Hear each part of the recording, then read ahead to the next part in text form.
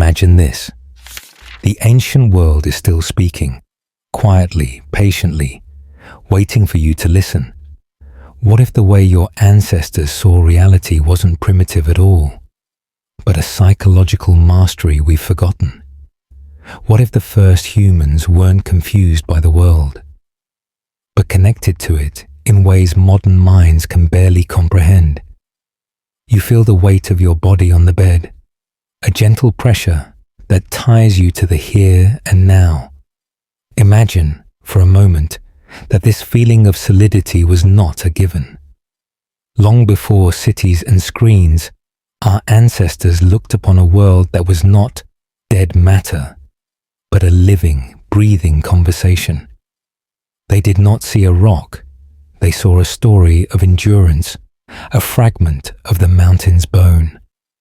They did not see a river, they saw a serpent of life, a moving vein of the earth itself. This was their first and most powerful psychological trick.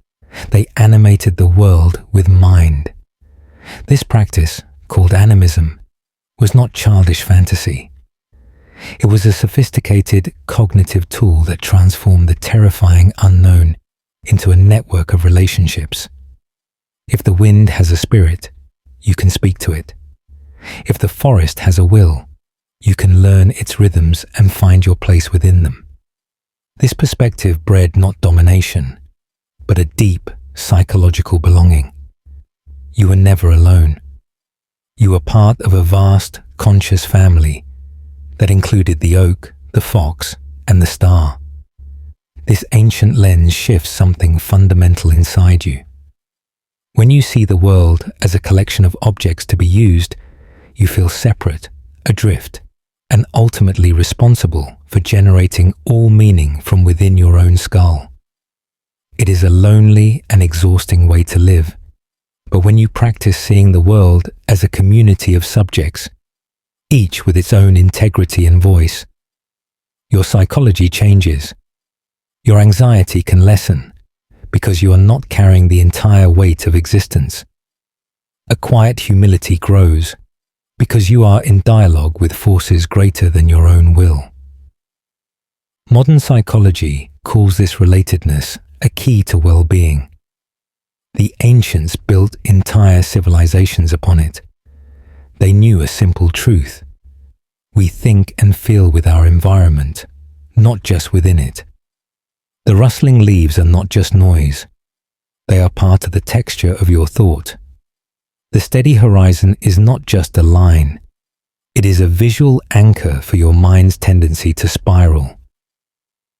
Welcome to the Learn While You Sleep YouTube channel. This video was created for educational and relaxation purposes. So close your eyes, dim the lights, and let these ancient stories wash over you. As you listen, imagine yourself walking beside the people who first shaped these ideas, learning the psychological tools that guided their survival, intuition, and wisdom. So how do you use this trick today? You begin with small acts of reanimation. You do not need to believe in spirits. You simply practice perceiving aliveness. When you walk, feel the ground not as pavement, but as skin, holding you up. Notice a tree not as a biomass unit, but as a being engaged in the slow, profound work of turning light and air into wood. Listen to the rain as a language, a rhythm speaking to the rhythm of your own breath. This is not a poetic escape. It is a neural retuning. It engages parts of your brain that crave connection and pattern. It soothes the modern, overstimulated cortex by giving it a meaningful, sensory-rich world to map. You are de-isolating your consciousness. You are remembering how to belong. The quirky fact: the Japanese practice of Shinrin-yoku, or forest bathing, is a direct descendant of this ancient view. Studies now show it lowers cortisol, boosts immunity, and improves mood. Science is catching up to the oldest wisdom. We heal when we remember we are part of the living world. A gentle curiosity rises now. What in your room right now might have a story to tell if you saw it not as an object, but as a participant in your life? The lamp that holds the little sun for you each evening, the window that frames the sky. This shift in perception costs nothing. It requires no special tools. It is simply a choice to see with older, kinder eyes.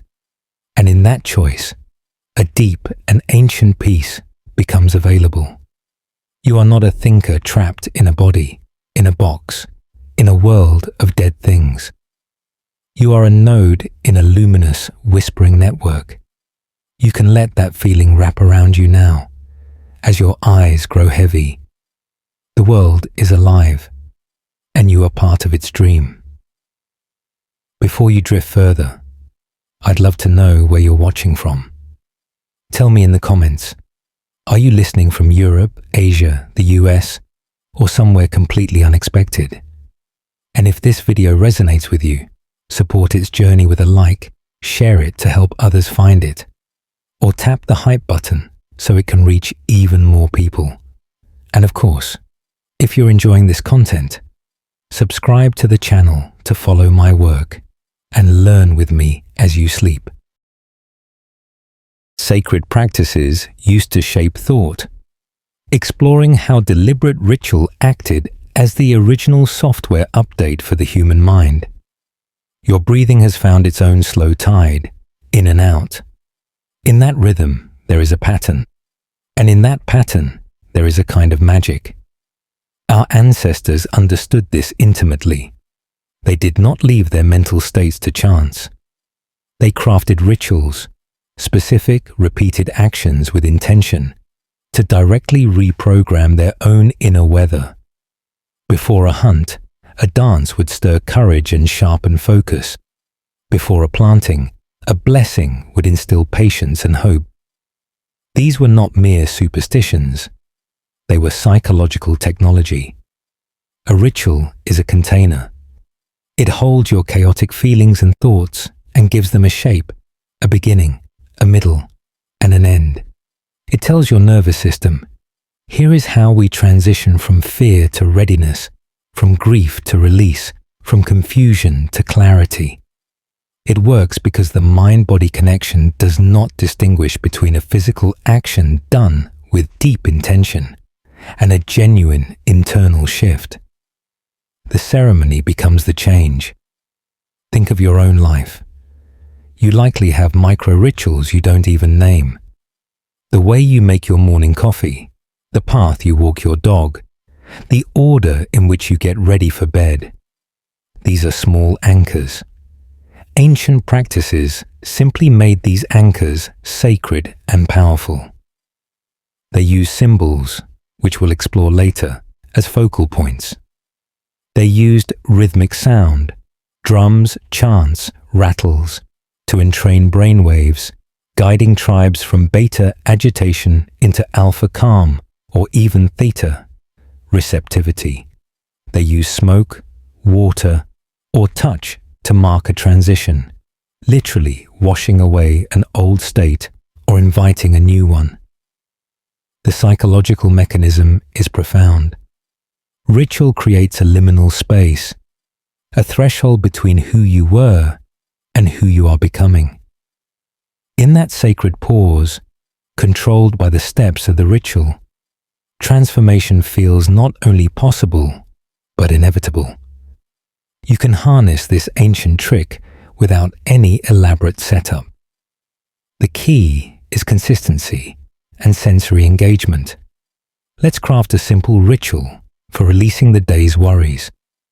As you lie here, begin by noticing 3 points of contact your body makes with the bed: your heels, your shoulders, the back of your head.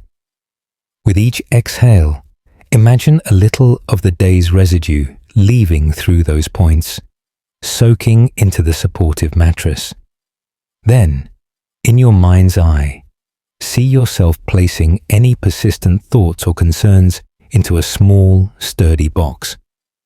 You might imagine closing the lid and setting it on a shelf, knowing you can open it tomorrow if you need to.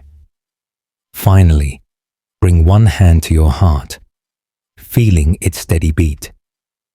Take 3 breaths here, each inhale drawing in calm, each exhale releasing the final hold of the day. This whole process takes 2 minutes, but by doing it with clear intention, you have performed a cognitive closure ritual. You have told your limbic brain, the emotional center, that it is safe to stand down. The work is over. Now is for rest. It's interesting to note that the word ritual shares a root with arithmetic. Both are about order, about creating a reliable sequence. In a world of uncertainty, a personal ritual is a pocket of predictable order you carry within you. It is a gentle rebellion against chaos. A quirky historical example. Roman generals performed an elaborate ritual called the evocatio before besieging a city. They would formally invite the city's patron gods to switch sides, promising them better worship in Rome. Psychologically, this wasn't about theology alone. It was a massive confidence-building exercise for the troops and a psychological attack on the enemy, framing the battle as already divinely settled. The ritual shaped the reality for everyone involved. So as you drift closer to sleep, consider this open question. What one transition in your daily life feels jagged or stressful? Could you design a tiny 60-second ritual to smooth that edge? Perhaps a commute conclusion breath when you park your car, or a focus ignition when you sit at your desk. The content matters less than the conscious repetition. You are not just going through motions. You are teaching your mind how to feel. You are using ancient code to write a calmer, more resilient story for your nervous system. Let that thought be a soft blanket, a known sequence in the beautiful unknown of the coming night. The hidden logic behind tribal wisdom. Uncovering the profound psychological safety nets woven into old, seemingly simple rules. A memory surfaces, soft as a moth's wing. Perhaps it's of a grandparent saying something that sounded like an old wives' tale. Don't go to sleep with a full stomach. Always greet the morning sun. These bits of tribal wisdom were not random. They were ancient code, honed over millennia, designed to keep both the body and the social fabric intact. Every seemingly quaint proverb or strict taboo had a hidden logic, a practical root that addressed survival, health, or group harmony. The rule against wasting food wasn't just about morality. In a precarious world, it was a life or death conservation strategy that became sacred.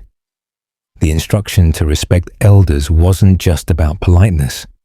It was a way to preserve the hard-won knowledge database of the tribe, stored in living minds. These wisdoms were psychological safety nets. They removed the burden of constant existential decision-making from the individual. You didn't have to analyze why. You just followed the rule. And in doing so, you stayed safe, and the tribe stayed strong. Modern psychology recognizes this as a form of cognitive offloading. When a culture provides clear, time-tested rules for behavior, it frees up immense mental energy that would otherwise be spent on anxiety and risk assessment. The tribal mind could focus on the immediate tasks of living because the big questions, how to eat, how to interact, how to survive, were already answered by tradition. This created a deep, subconscious sense of security. You knew your role. You knew the boundaries. Within that container, you could actually relax. The quirky fact is that many of these rules were encoded in myth to make them unforgettable. The Greek story of Icarus, who flew too close to the sun, isn't just a fable about hubris. It's a tribal warning system against technological overreach and failing to heed the practical middle path advice of a parent. The story makes the lesson emotional, visceral, and sticky, far more effective than a dry memo. You can tap into this ancient trick by identifying the wise rules in your own life that actually serve you. They might not come from a tribe, but from your own experience. Perhaps you have a personal rule. Never check email for the first hour of the day. The hidden logic isn't just productivity. It's protecting your morning mindset from external demands, creating a sacred space for your own priorities. Another might be, always walk when talking on the phone with family. The hidden logic is kinesthetic, linking motion with connection and preventing the conversation from becoming stagnant. The power comes from not treating these as flexible preferences, but as personal tribal laws. You don't debate them, you simply follow them. This removes the daily mental negotiation that drains willpower. You've built a tiny personal culture of sanity. Consider the old Celtic concept of Gesha, a personal taboo or sacred injunction given to a hero. Breaking one's Gasa led to downfall. While mythical, it reflects a deep understanding. Having non-negotiable personal rules creates a coherent character and a predictable destiny. In your modern life, what are your Gesha? What one or two non-negotiable rules guard your peace or fuel your purpose? Maybe it's, I don't lend money to family to protect relationships. Or, I spend Sunday in nature to reset your nervous system. The rule itself is less important than the consistent, almost ritualistic adherence to it. That adherence builds an internal authority, a trust in yourself.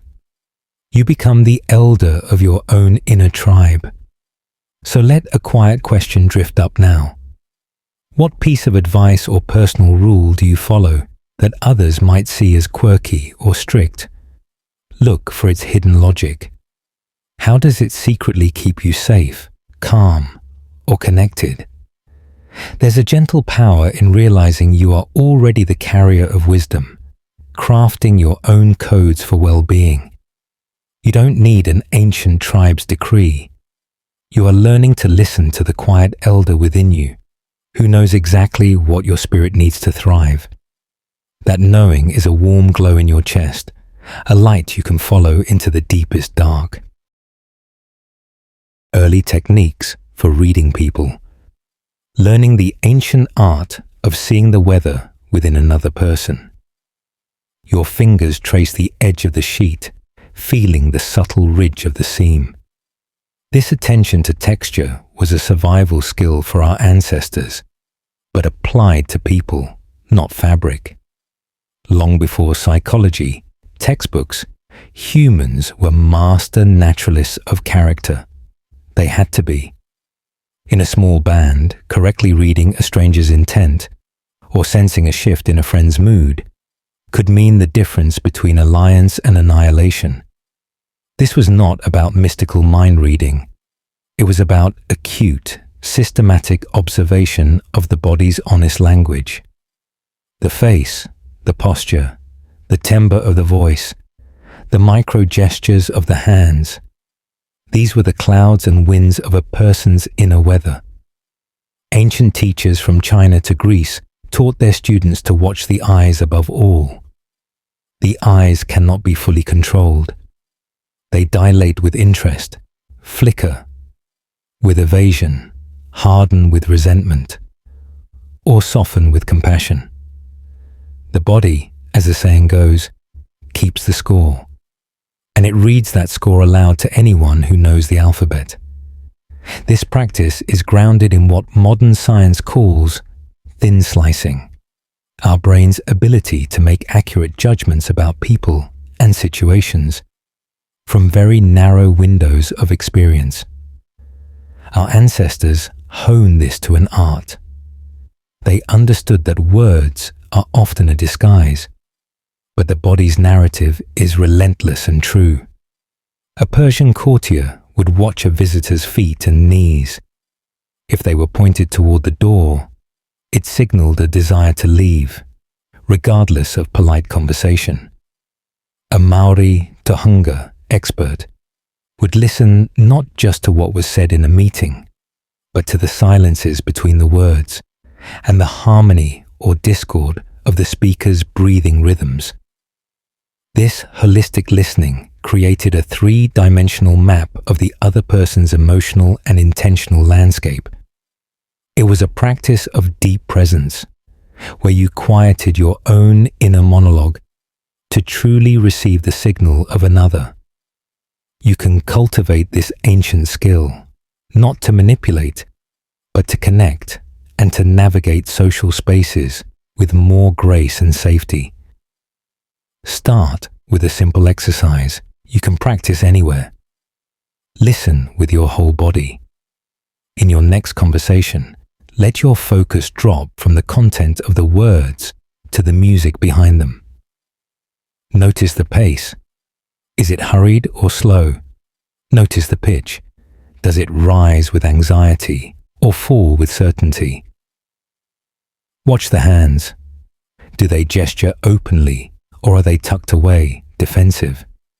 Most importantly, notice the congruence.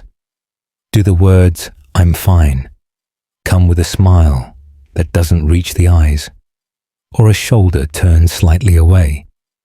That incongruence is the flashing indicator light of a hidden feeling.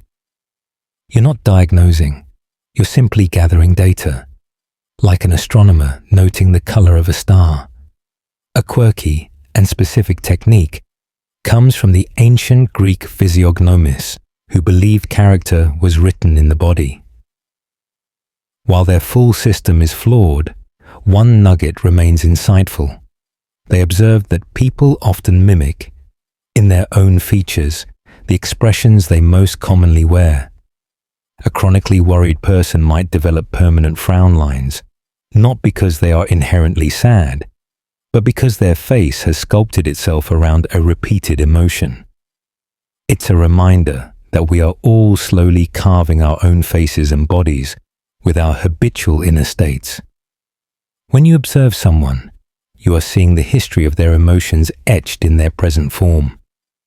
This should inspire not judgment, but a profound curiosity and empathy. So as you rest here, let your awareness turn gently inward. What is your own body telling you right now?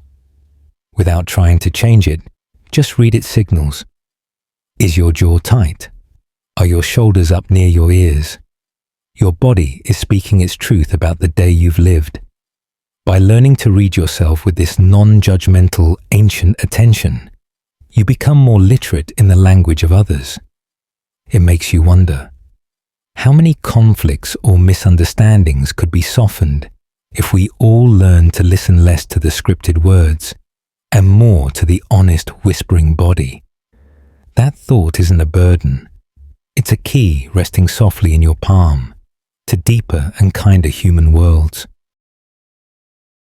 Ancient emotional anchoring methods. How our forebears tied fleeting feelings to solid stones in the river of experience.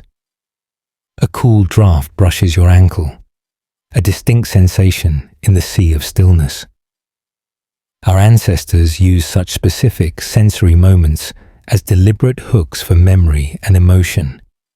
They practiced emotional anchoring long before neurology had a name for it. An anchor is a stimulus that becomes linked to a specific internal state, so that experiencing the stimulus later can trigger that state again. This wasn't abstract. A warrior might wear a particular amulet into every battle, touching it to summon a wave of courage. A mother might sing a specific lullaby, weaving a sense of safety directly into the melody for her child. They were intuitively using what we now call classical conditioning, pairing a powerful emotional experience with a unique sensory cue.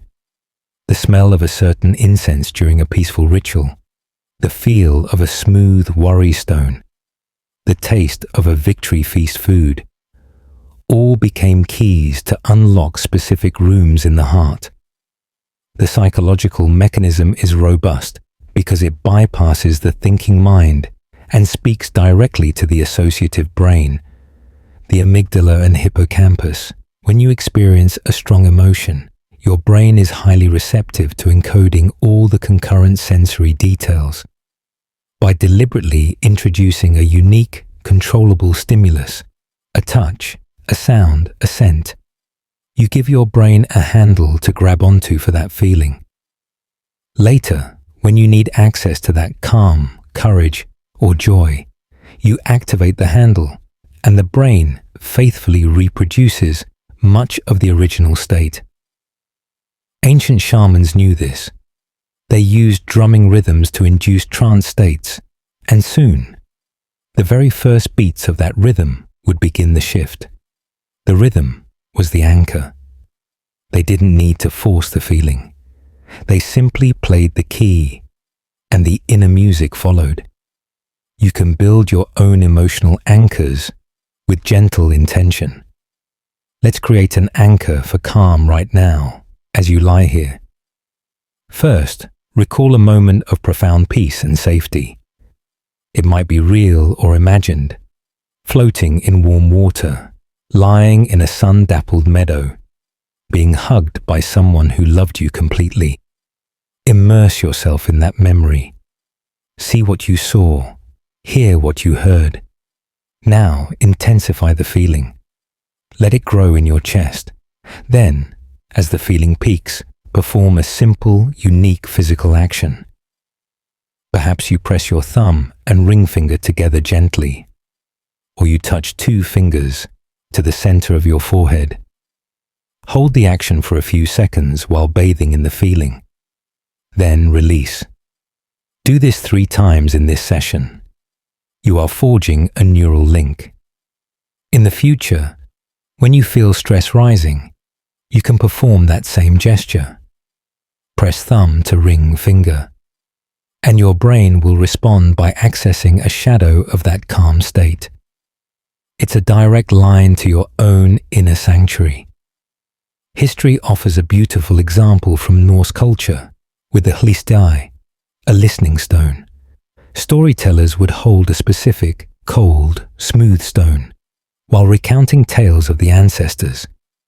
The listeners would come to associate the sight of that stone and the sound of the storyteller's voice with a state of awe, connection, and trance. The stone itself became an anchor for collective memory and identity. It wasn't magical. It was a consistent sensory tag for a powerful psychological experience. You have such objects around you, a favorite mug, a worn book, a piece of jewelry. Without knowing it, you've already anchored feelings to them. The trick is to do it on purpose. So consider this as you drift. What feeling would you like to be able to access more easily? Confidence before a presentation, patience with a child, creativity at your desk. The ancient method is your blueprint. Pair the desired state with a chosen portable cue. The cue must be unique, something you don't do absent-mindedly. With repetition, you install a psychological shortcut. This isn't about controlling emotions, but about having compassionate access to your full emotional toolkit. You are becoming the wise elder of your own inner tribe, knowing exactly which song to sing to soothe the frightened child within, or which drum to beat to summon your inner warrior. That power is not outside you. It's in the gentle, intentional connection between your senses and your soul's deep memory. Rituals used to strengthen intuition.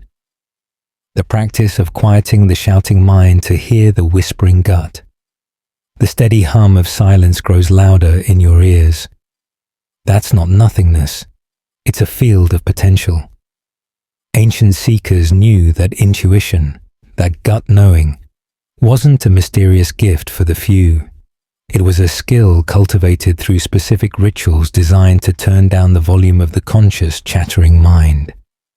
They didn't call it intuition. They called it listening to the gods, the ancestors, or the spirit of the land. The rituals were all methods of achieving a brain state modern science links to insight. A relaxed, diffuse attention, often found in the alpha and theta wave zones. Practices like prolonged fasting, vision quests, rhythmic drumming, or solitary vigils in nature weren't about punishment. They were physiological and psychological tools to exhaust the ego's constant analysis, allowing the quieter, pattern-matching subconscious to speak up. What we call intuition is likely the result of your subconscious mind processing vast amounts of data, body language, environmental cues, past experiences, at a speed your conscious mind can't match. It then presents the conclusion as a feeling or a knowing. Ancient rituals created the perfect conditions for this process. Fasting lowers blood sugar, which can reduce the energy available for frantic, linear thinking. Repetitive motion, like walking a labyrinth or grinding grain, induces a mild trance state. Silence removes external noise pollution. Together, these practices force the individual out of the default doing network of the brain and into the being network, where connections are made between seemingly unrelated ideas. The answer didn't come from outside. It rose from the well of their own accumulated wisdom, now finally quiet enough to hear the echo. You don't need to go on a vision quest to use this trick. You can design a micro-ritual to access your intuition on a daily basis. The core principle is to occupy your conscious mind with a simple, repetitive task, freeing the deeper mind to work. Try this. When faced with a decision, first gather the necessary facts. Then stop analyzing. Go for a slow, aimless walk without headphones. Let your feet set the rhythm. Pay attention only to sensory details. The color of the leaves, the feel of the air, the sounds of the distance. Your conscious mind, bored by this simple task, will start to quiet. Often, within 10 or 20 minutes, a clear sense of direction will simply emerge. You'll know which path feels right. Another modern ritual is the morning pages practice from Julia Cameron. Writing 3 pages of stream of consciousness longhand first thing in the morning. This dumps the chatter onto paper, clearing the psychic deck so intuitive insights can surface throughout the day. A quirky and lovely fact comes from the ancient Greek world, from the Oracle of Delphi. Before giving her prophecies, the Pythia would sit over a fissure breathing ethylene gases, which modern geology confirms were likely present, and chew laurel leaves. While this induced an altered state, the real psychological ritual was for the supplicant. Before approaching, they had to undergo purification rites, travel a long road, and present a specific, well-formed question. This entire arduous process wasn't just for show. It forced the questioner to clarify their own dilemma down to its essence, often leading them to their own answer before they even reach the priestess. The ritual itself was the intuition booster. So as you lie in the quiet dark, you might ask yourself a small question, not a life-altering one, but a simple, what do I need most tomorrow? Don't try to think of the answer. Instead, just let the question hang in the stillness. Then turn your attention fully to your breath, following its journey in and out for 10 cycles. If thoughts about the answer arise, acknowledge them and gently return to the breath. Often, the first clear thought that arises after this tiny meditation is a nudge from your intuitive mind. It's a gentle, non-forceful way of listening. This practice reminds you that you don't always have to grind through problems. Sometimes, the wisest action is to create a silent, receptive space and let the deeper currents within you offer up their treasure. It's a form of self-trust that feels like being held by something older and wiser than your daily worries. How elders created mental resilience. The gentle technology of story and presence that fortified young minds against life's storms. Your chest rises and falls like a slow, steady wave on a calm shore. That rhythm is a form of resilience, your body's unwavering commitment to its own process. Ancient elders were master engineers of this kind of inner steadiness in the young. But they worked with minds, not bodies. They didn't give pep talks about bouncing back. They wove resilience directly into the neural fabric through two primary technologies, story and unwavering presence. At night, by the fire, children didn't hear tales of heroes who never suffered. They heard stories of heroes who got lost, were betrayed, faced monsters, and felt despair, but who, through cunning, help from allies, or sheer persistence, found a way through. These stories were cognitive vaccines. They injected a controlled dose of adversity into the imagination, allowing the child to experience fear, loss, and triumph in a safe container. This built an internal narrative that hardship was not an anomaly to be feared, but a part of the heroic journey to be navigated. The second technology was presence. An elder's calm in the face of a child's distress, a scraped knee, a social slight, a fear of the dark, was a powerful nonverbal lesson. The child's mirror neurons would absorb that calm. The elder wasn't dismissing the pain. They were modeling that the pain was survivable, that the adult world was not panicked by it. This co-regulation, the stable nervous system soothing the dysregulated one, is the bedrock of emotional resilience. It teaches the young brain, at a biological level, that storms pass and a safe harbor exists. Modern psychology confirms this. The single biggest predictor of resilience in adulthood is having had at least one stable, committed relationship with a supportive adult in childhood. The elders provided that, not just as individuals, but as a communal function. You can apply this ancient trick in two ways, for yourself and for others. For yourself, become your own elder. When you face a setback, consciously shift from asking, "Why is this happening to me?" to "What is the story I am in?" Frame it as a chapter, not the whole book. What did the hero learn in the forest of confusion? How did the trickster god's obstacle reveal a hidden strength? This narrative reframing isn't denial. It's proactive meaning-making. It builds the psychological muscle of perspective. Secondly, practice being a non-anxious presence for your own feelings. When anxiety or sadness arises, instead of frantically trying to fix it or berate yourself for it, simply place a gentle hand on your heart and say inwardly, "This is a moment of suffering. It's okay. It will pass." You are being the elder for your own inner child. A wonderful example comes from Inuit parenting. Anthropologists observed that Inuit elders almost never yell at children. Instead, they use storytelling to guide behavior. If a child is acting out, an elder might tell a story about a mythical sea spirit that is attracted to loud noises near the ice, or use a playful, dramatic face to demonstrate the consequences of her action. This transforms a moment of potential shame and conflict into a moment of shared imagination and learning. The lesson is encoded in a memorable, emotionally engaging format that builds understanding rather than fear. It's resilience training through narrative enchantment.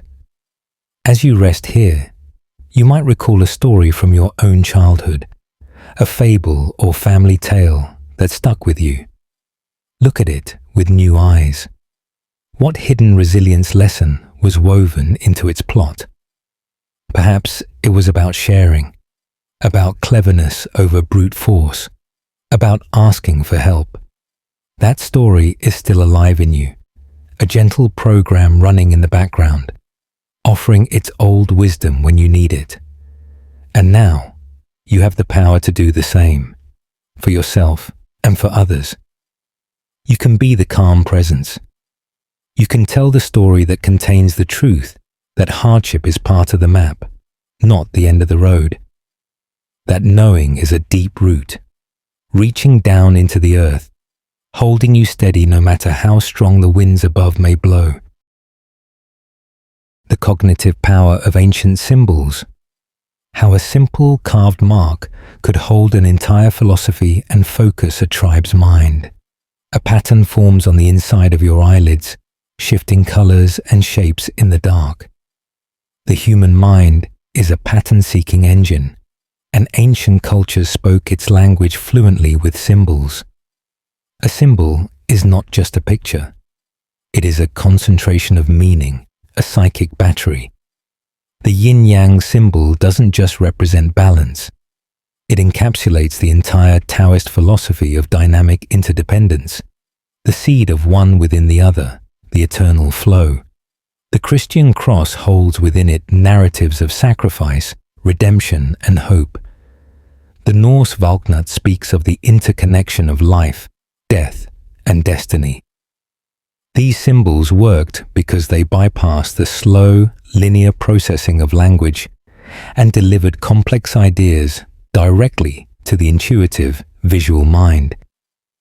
They were cognitive shortcuts, mental tools for focusing thought and emotion on a grand concept with a single glance.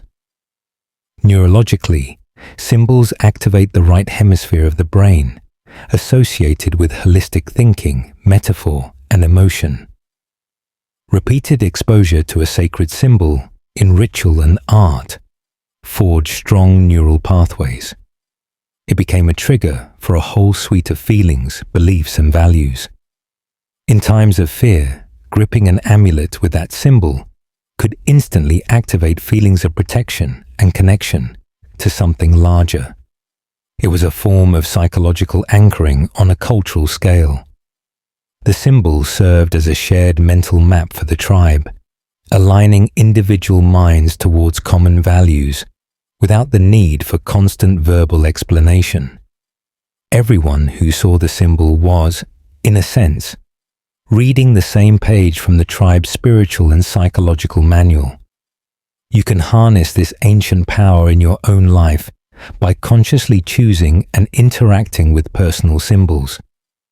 What image or object encapsulates a quality you wish to cultivate? It doesn't have to be from an ancient tradition. It can be personal. Perhaps a mountain for stability, a river for flow, a simple circle for wholeness. Find or create a small representation of it, a drawing, a stone, a piece of jewelry. Place it where you will see it often. Each time you see it, don't just glance. Pause for a second and let the meaning it holds wash over you. Let it recalibrate your mind. For example, a symbol for patience placed by your computer can remind you to breathe during a frustrating wait. You are programming your own subconscious using an ancient interface. This is more powerful than a sticky note with a word, because the symbol speaks to the deeper, older parts of your brain. History offers a fascinating example in the mandala, used in Hindu and Buddhist traditions. A mandala is a complex geometric symbol of the universe. Creating or meditating upon it is a ritual for centering and integration. The process of meticulously drawing the symmetrical patterns demands focused attention, quieting the mind. Gazing at the finished product pulls the viewer's awareness from the chaotic periphery to an ordered, beautiful center. It's a visual metaphor for the journey from distraction to enlightened focus. Modern psychology uses mandala coloring for stress reduction, unknowingly tapping into this ancient cognitive technology. The symbol itself has a structure that guides the mind toward peace. So in this quiet moment, let your mind drift to find a symbol for your own inner state right now. Don't search for it. Let it arise. Is it a still pond, a tangled knot, a smoldering ember? There's no right answer. Simply acknowledging that your psyche can express itself in this symbolic language is a bridge to self-understanding. It reminds you that you are not just a logical machine, but a being who communicates in the deep poetry of images. Your dreams know this. Your intuition knows this. By welcoming symbols, you invite a richer, more nuanced dialogue with your own soul. And in that dialogue, you might find that the answers you seek were never just words, but were always waiting as a feeling, a shape, a knowing pattern in the quiet dark.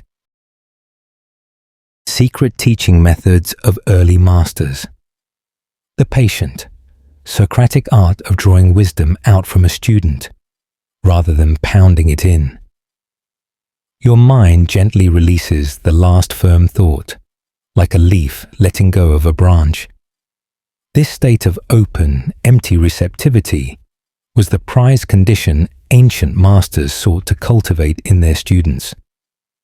From Socrates in Athens to Confucius in China, the greatest teachers knew that true understanding couldn't be transferred like water from one jug to another. It had to be kindled from within. Their secret method was not lecturing, but questioning. Socrates' famous dialectic method involved asking a series of deceptively simple questions that would lead the student to logically contradict their own unexamined assumptions, arriving at a new insight through their own reasoning. The teacher was a midwife, helping to birth the student's own latent knowledge.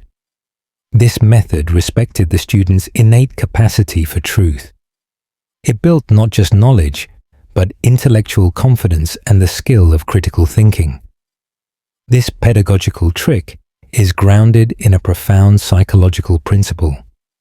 Self-generated conclusions are believed more strongly and remembered more accurately than information that is passively received. When you struggle through a problem and find the solution yourself, the neural pathways you forge are deeper and more connected. The early masters were leveraging what we now call active learning. Confucius, for instance, taught through analogy and situational questioning, asking, "How would a noble person act in this scenario?" He forced the student to apply abstract principles to concrete cases, weaving ethics into the fabric of daily decision-making. The master's role was to provide the framework and the provocative spark, then step back and let the student's own mind do the transformative work. You can use this ancient approach in two powerful ways, as a learner and as a guide for others. When you are trying to master a new skill or understand a complex problem, stop seeking the answer from an expert first. Instead, interrogate the problem with gentle curiosity. Ask yourself, what do I already know about this? What seems to be the core contradiction? If I had to guess the solution, what would it be? Write down your thoughts. This active engagement primes your brain to receive the eventual answer on a much deeper level. When you then consult a source, you're not a blank slate. You're a collaborator, comparing notes. Secondly, when someone comes to you with a problem, resist the urge to immediately give advice. Channel the Socratic method. Ask, what have you tried so far? What do you think is holding you back? if you were to imagine the best possible outcome, what would it look like? Your questions act as a mirror, helping them see their own situation with new clarity. A quirky, historical note comes from the tradition of Zen Buddhism, where masters used koans, paradoxical riddles like, "What is the sound of one hand clapping?" These were not puzzles to be solved intellectually. They were weapons deployed to shatter the student's habitual logical thinking, forcing the mind into a state of frustrated impasse, and then, hopefully, a leap into intuitive insight. The master's refusal to give a straight answer was the ultimate act of faith in the student's own capacity for awakening. The lesson wasn't in the answer, but in the transformative journey of the mind trying to find one. As you float in this space between thoughts, you might practice this on yourself. Ask a gentle, open question of your own heart, not a demanding, "What should I do?" but a curious, "What feels true right now?" And then listen. Don't rush to fill the silence with an answer. Let the question hang, like a single clear bell tone in a quiet hall. The response may not come in words. It may come as a feeling of relaxation around a certain thought, or a memory that surfaces with new significance. You are being both the master and the student, trusting that the wisdom is within, waiting to be drawn out by a patient, loving inquiry. This is the deepest form of self-respect, to believe you contain your own answers. And in that belief, you find an intellectual and emotional independence that is truly unshakable. How ancient thinkers solve conflicts, moving beyond right and wrong to restore the sacred balance between people. A faint, almost imperceptible tension dissolves from your temples. That small release is a miniature peace treaty within your body. Ancient conflict resolution was often less about declaring winners and losers, and more about brokering such internal and external treaties, restoring a lost equilibrium. In many indigenous and traditional societies, a crime or conflict was seen not just as an offense against a person, but as a tear in the social and even spiritual fabric of the community.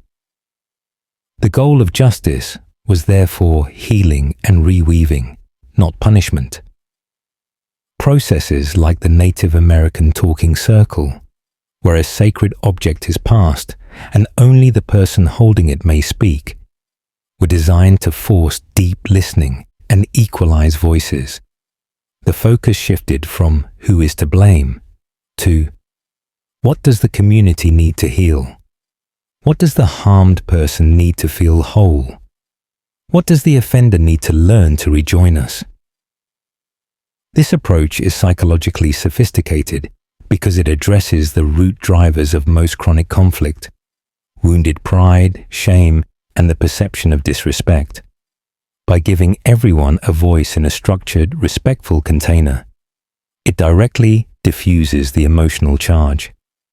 The offender is not demonized and exiled, which often creates a permanent enemy. They are given a path to make amends and restore their standing. This leverages the powerful human need for belonging as a force for behavioral change. Modern restorative justice programs are rediscovering this ancient wisdom, showing dramatically lower recidivism rates than punitive systems. The ancients knew that a person who is shamed and isolated becomes dangerous, but a person who is held accountable within the circle of community has a reason to change. You can apply this balance-restoring principle in your own interpersonal conflicts, even small ones.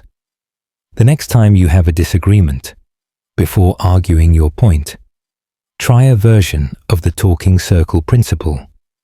Say, "I want to make sure I understand you. Can you tell me what you're feeling and what you need from this situation?" and then truly listen, without formulating your rebuttal. Your goal in that moment is not to win, but to understand the emotional ecosystem of the conflict. Then, share your own feelings and needs using I statements. This frames the problem not as you versus me, but as us versus the problem. You are seeking to restore the balance of respect and understanding between you. Often, the specific issue becomes manageable once the emotional imbalance is corrected. An elegant example comes from ancient Ireland with the system of Brecon law. If a person caused injury, the law prescribed a specific compensation, an eric, based on the severity and the status of the injured party. This wasn't arbitrary. The compensation was meant to precisely restore the honor and material loss, closing the debt and allowing both parties to move on without lasting feud. The focus was on proportional repair, not retributive pain. It was a mathematical approach to emotional and social balance, recognizing that unresolved debt, whether of money or honor, poisons relationships over time. So consider this as you prepare to sleep. Is there a small, lingering imbalance in your life? A misunderstanding left unclear? A minor resentment you're carrying?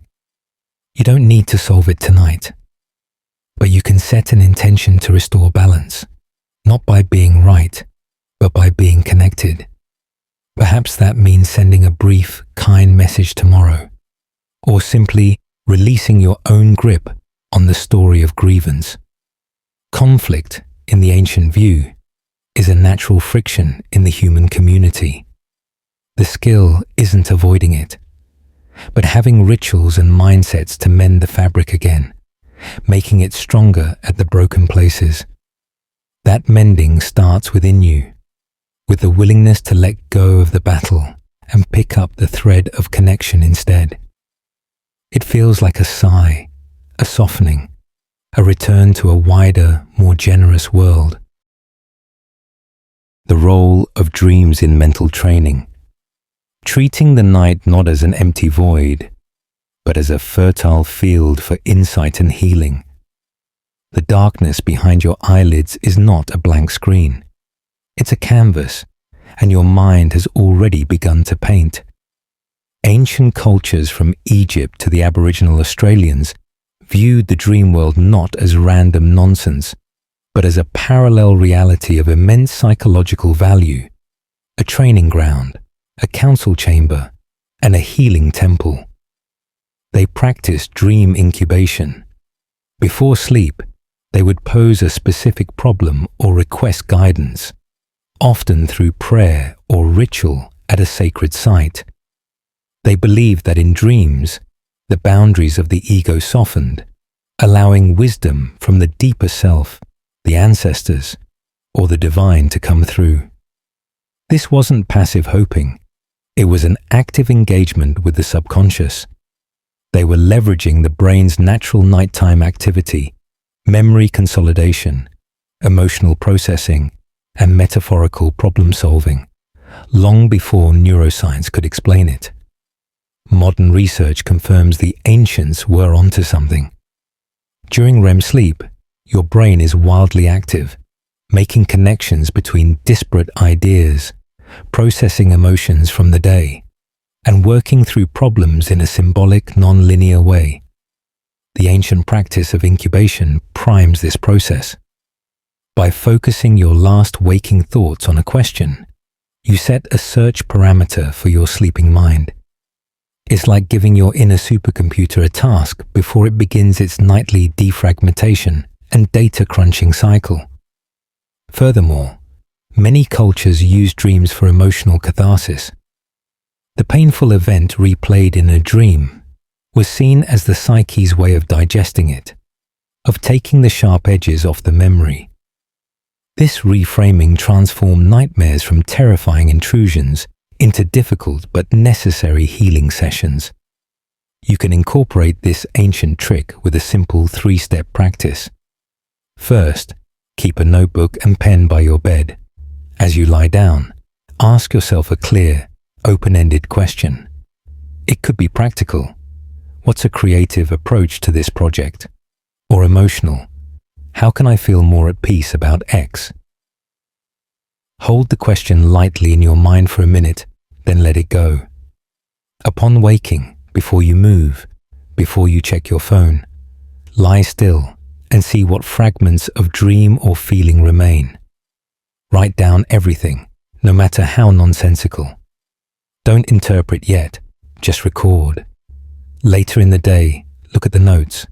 Ask, if this dream were a metaphor, what might it be telling me? A dream of a flooded house might speak to emotional overwhelm. A dream of finding a new room could suggest untapped potential. The goal isn't literal prophecy, but to start a dialogue with your own intuitive intelligence. A fascinating and specific practice comes from the ancient Greek healing temples of Asclepius. Sufferers would travel to these sanctuaries, undergo purification rituals, and then sleep in a special abaton or dream chamber. It was believed the god Asclepius would appear in their dreams, either healing them directly or prescribing a treatment. Modern analysis suggests this was a potent form of guided placebo and psychosomatic medicine.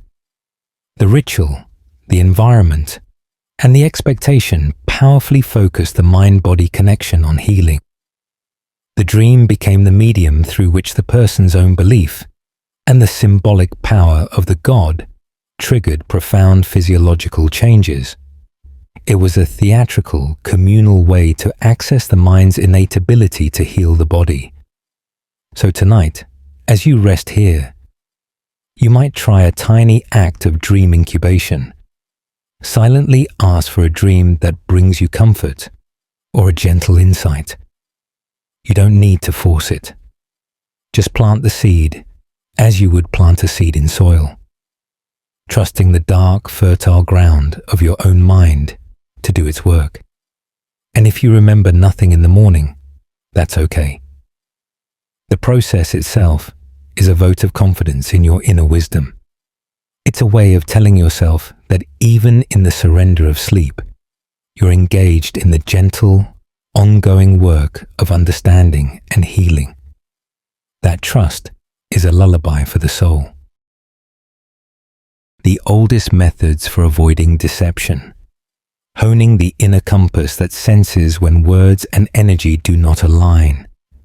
A subtle coolness touches your upper lip as you breathe in. This sensitivity to tiny changes in your environment was your ancestors' first line of defense against deception. In a world where survival depended on trusting the right ally and spotting the hidden threat, they developed acute, holistic methods for detecting falsehood that went far beyond listening to words. They watched for incongruence, a smile that appeared too quickly and vanished too slowly, a voice that pitched higher with a statement that should be firm, a posture that seemed rehearsed. But more than that, they trusted the gut feeling, the somatic marker that something was off. This wasn't mystical. It was their subconscious processing a flood of nonverbal data, micro-expressions, pheromones, context, and sending a warning signal through the body as a knot in the stomach, a tightening of the scalp, a slight recoil. Ancient teachings across cultures emphasized cultivating this inner sense, this felt truth. In Chinese philosophy, it was linked to listening to the qi, the energy flow of a person or situation. In many hunter-gatherer societies, great importance was placed on long shared silences when meeting strangers. In the quiet, without the distraction of persuasive language, people could more easily sense the other's true demeanor. They understood that a dishonest person often cannot bear a prolonged, peaceful silence. They will rush to fill it with words, and those words often betray them. The method was about creating the space and the inner quiet necessary for your own truth detection system to operate without interference. You can sharpen this ancient faculty by practicing what we might call whole body listening. In your next interaction, periodically drop your attention from the conversation's content to scan your own body. How do you feel in your chest? Light and open, or tight and constricted? What's the energy in the space between you? Is it fluid or stagnant? Do you feel a slight urge to lean in or to pull back? These are your biological signals. Learn to differentiate between the normal nervousness of a new situation and the specific, distrustful chill of incongruence. Also, watch for clusters of signals, not just one.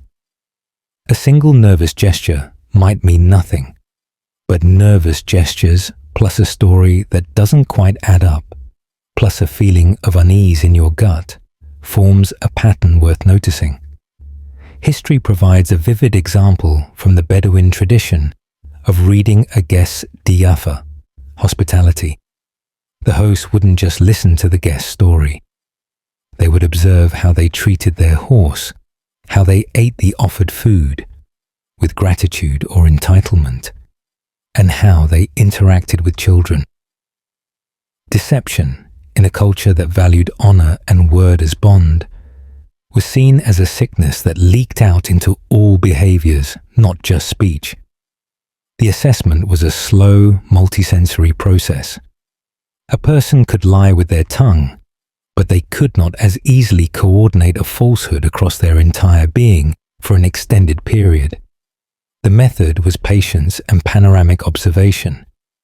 As you rest in the safety of your bed, you can practice this in a gentle, inward way. Recall a recent conversation. Can you remember not just the words, but the feeling tone of it? Without judgment, just notice. Did your body feel aligned or slightly at odds? This isn't to criticize yourself or the other person, but to calibrate your instrument. The goal is not paranoia, but discernment. A quiet confidence in your own ability to navigate social landscapes with wisdom. It makes you wonder, how much clearer would our relationships be if we spent less time analyzing the script and more time honoring the subtle, truthful music playing beneath it? That music is always there, a quiet hum of reality you can learn to tune into, a compass whose needle points unerringly toward genuine connection. Psychological roots of ancient storytelling. How myths and fables served as the world's first therapy sessions and moral simulators. The faint, distant sound of a car passes like a whisper from another world. For millennia, the primary vehicle for such whispers was the human voice telling a story. Ancient storytelling was not mere entertainment around a fire. It was a vital psychological technology.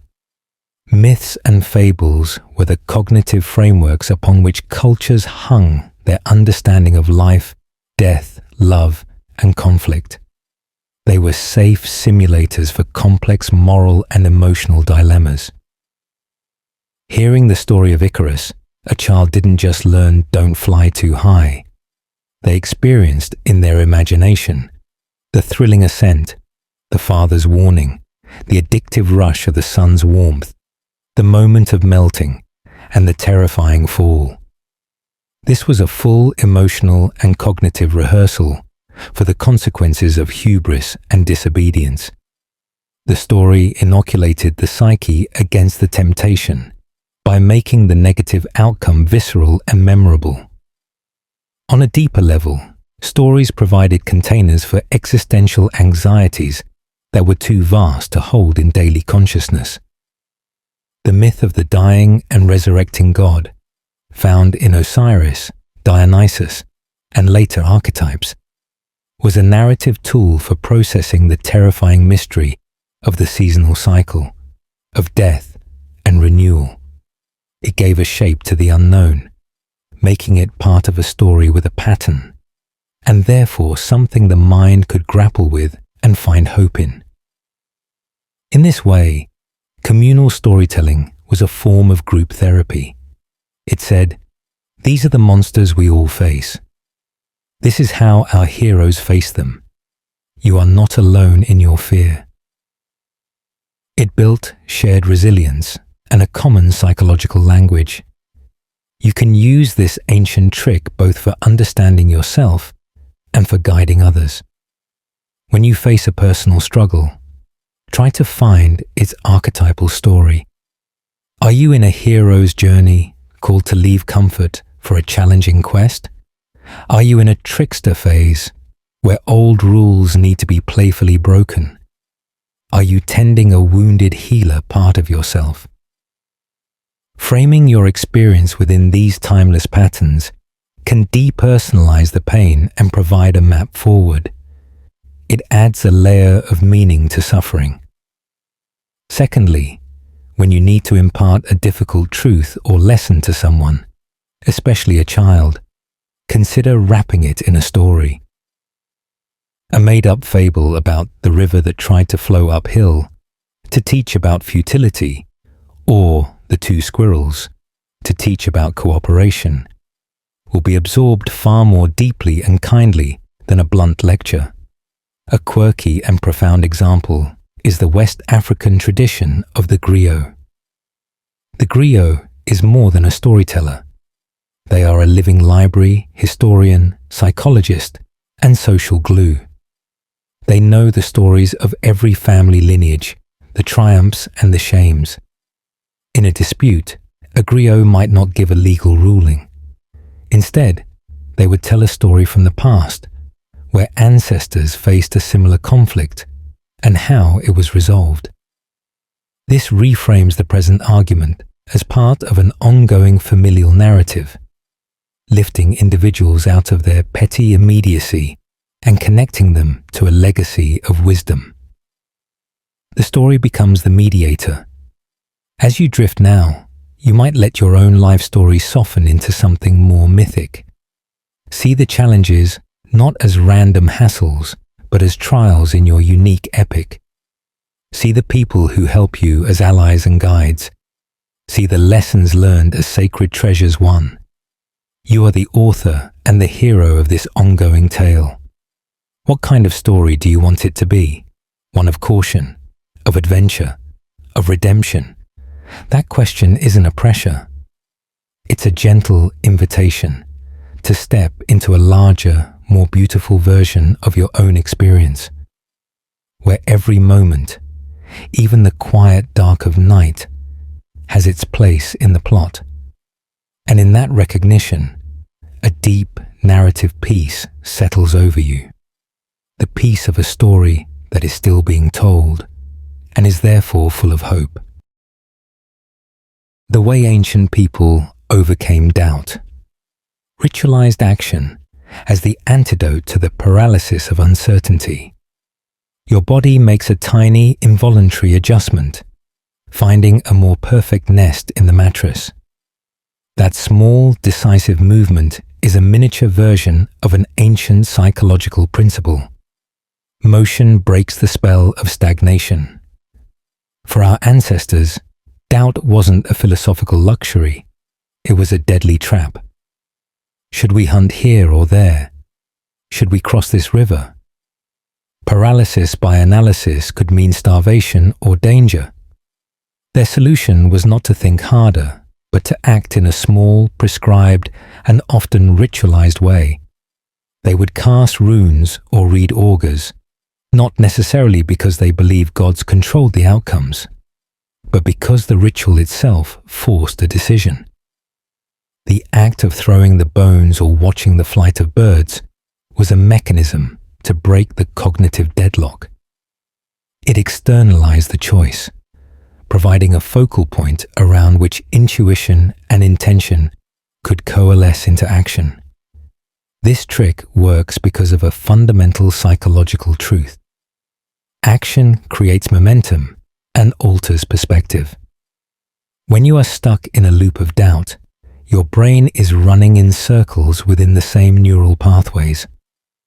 A simple, concrete action, no matter how small, jolts you onto a new track. The action doesn't have to solve the whole problem. It just has to be a step. The ancient rituals provided culturally sanctioned first steps. By performing the ritual, you are doing something about your uncertainty, which immediately reduces the anxiety of helplessness. Furthermore, once you begin moving, even in a symbolic way, you start to receive new feedback from the world, which then informs your next step.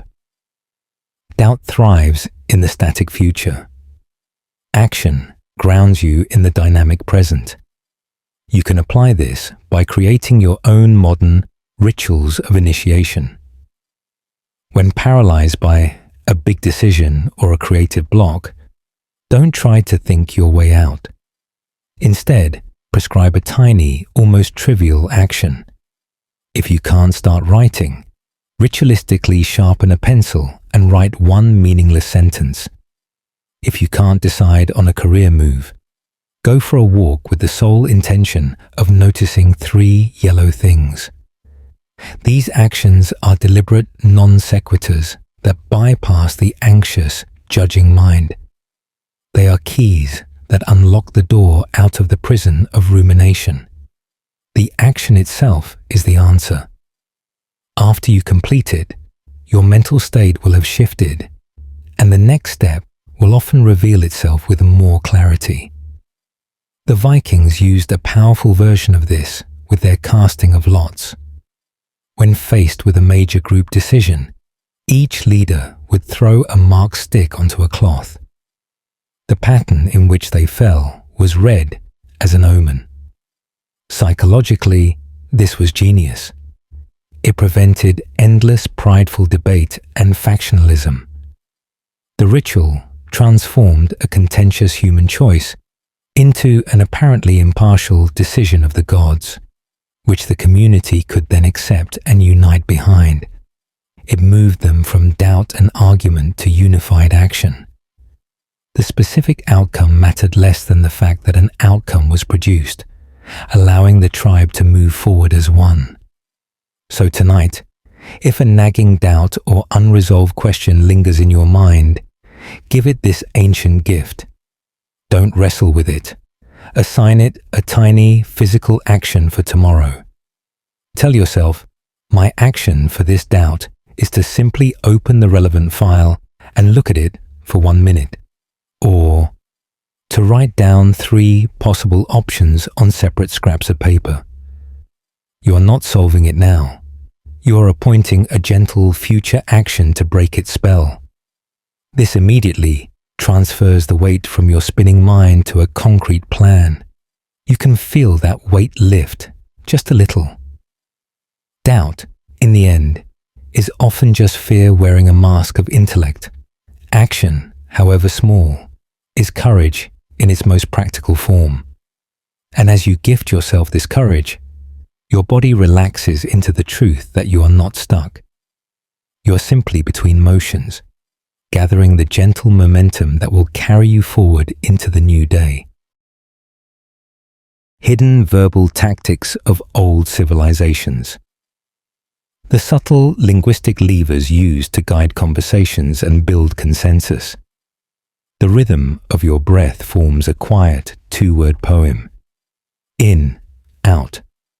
Language, for the ancients, was not just a tool for description, but an instrument for shaping reality and relationship.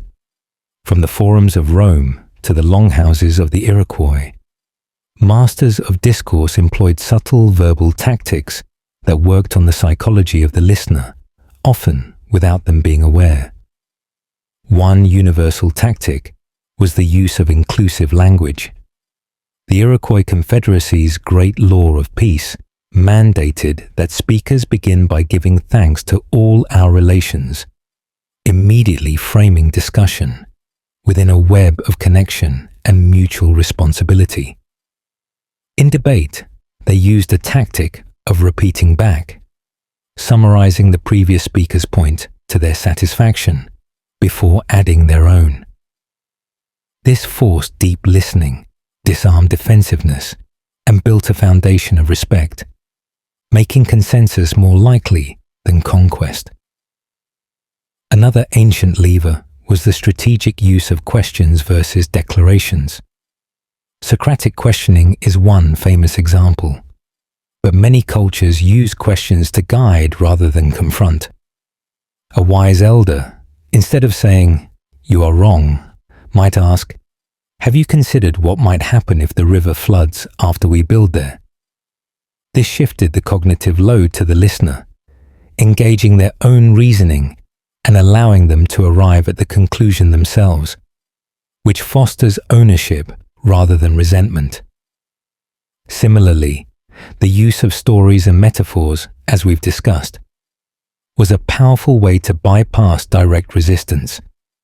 Telling a parable about a foolish king was safer and more persuasive than directly calling the current king foolish. You can weave these ancient threads into your own conversations to create more harmony and influence. First, practice the Iroquois repetition. In any mild disagreement, try saying, "So what I hear you saying is, did I get that right?"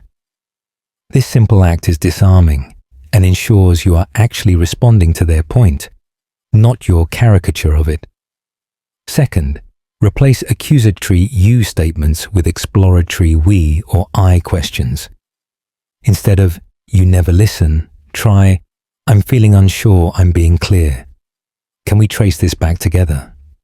This takes the sting out and invites collaboration. Third, use the power of the strategic pause. After someone speaks, or after you make a key point, allow 3 full seconds of silence. This gives weight to the words, prevents reactive chatter, and often prompts the other person to reveal more. A fascinating and specific tactic comes from the ancient Indian treatise on statecraft, the Arthashastra. It advises counselors to use sama, conciliation, first, using agreeable language and pointing out mutual benefits. If that fails, one should use dana, gifts or concessions. The verbal tactics were part of a graduated psychological strategy, always starting with the most harmonious and resource-efficient tool. Even in espionage, it recommended planting ideas through rumor and fable, rather than direct confrontation, understanding that the mind rejects force, but is permeable to narrative. As you lie in the quiet, let your mind replay a recent conversation that felt slightly off.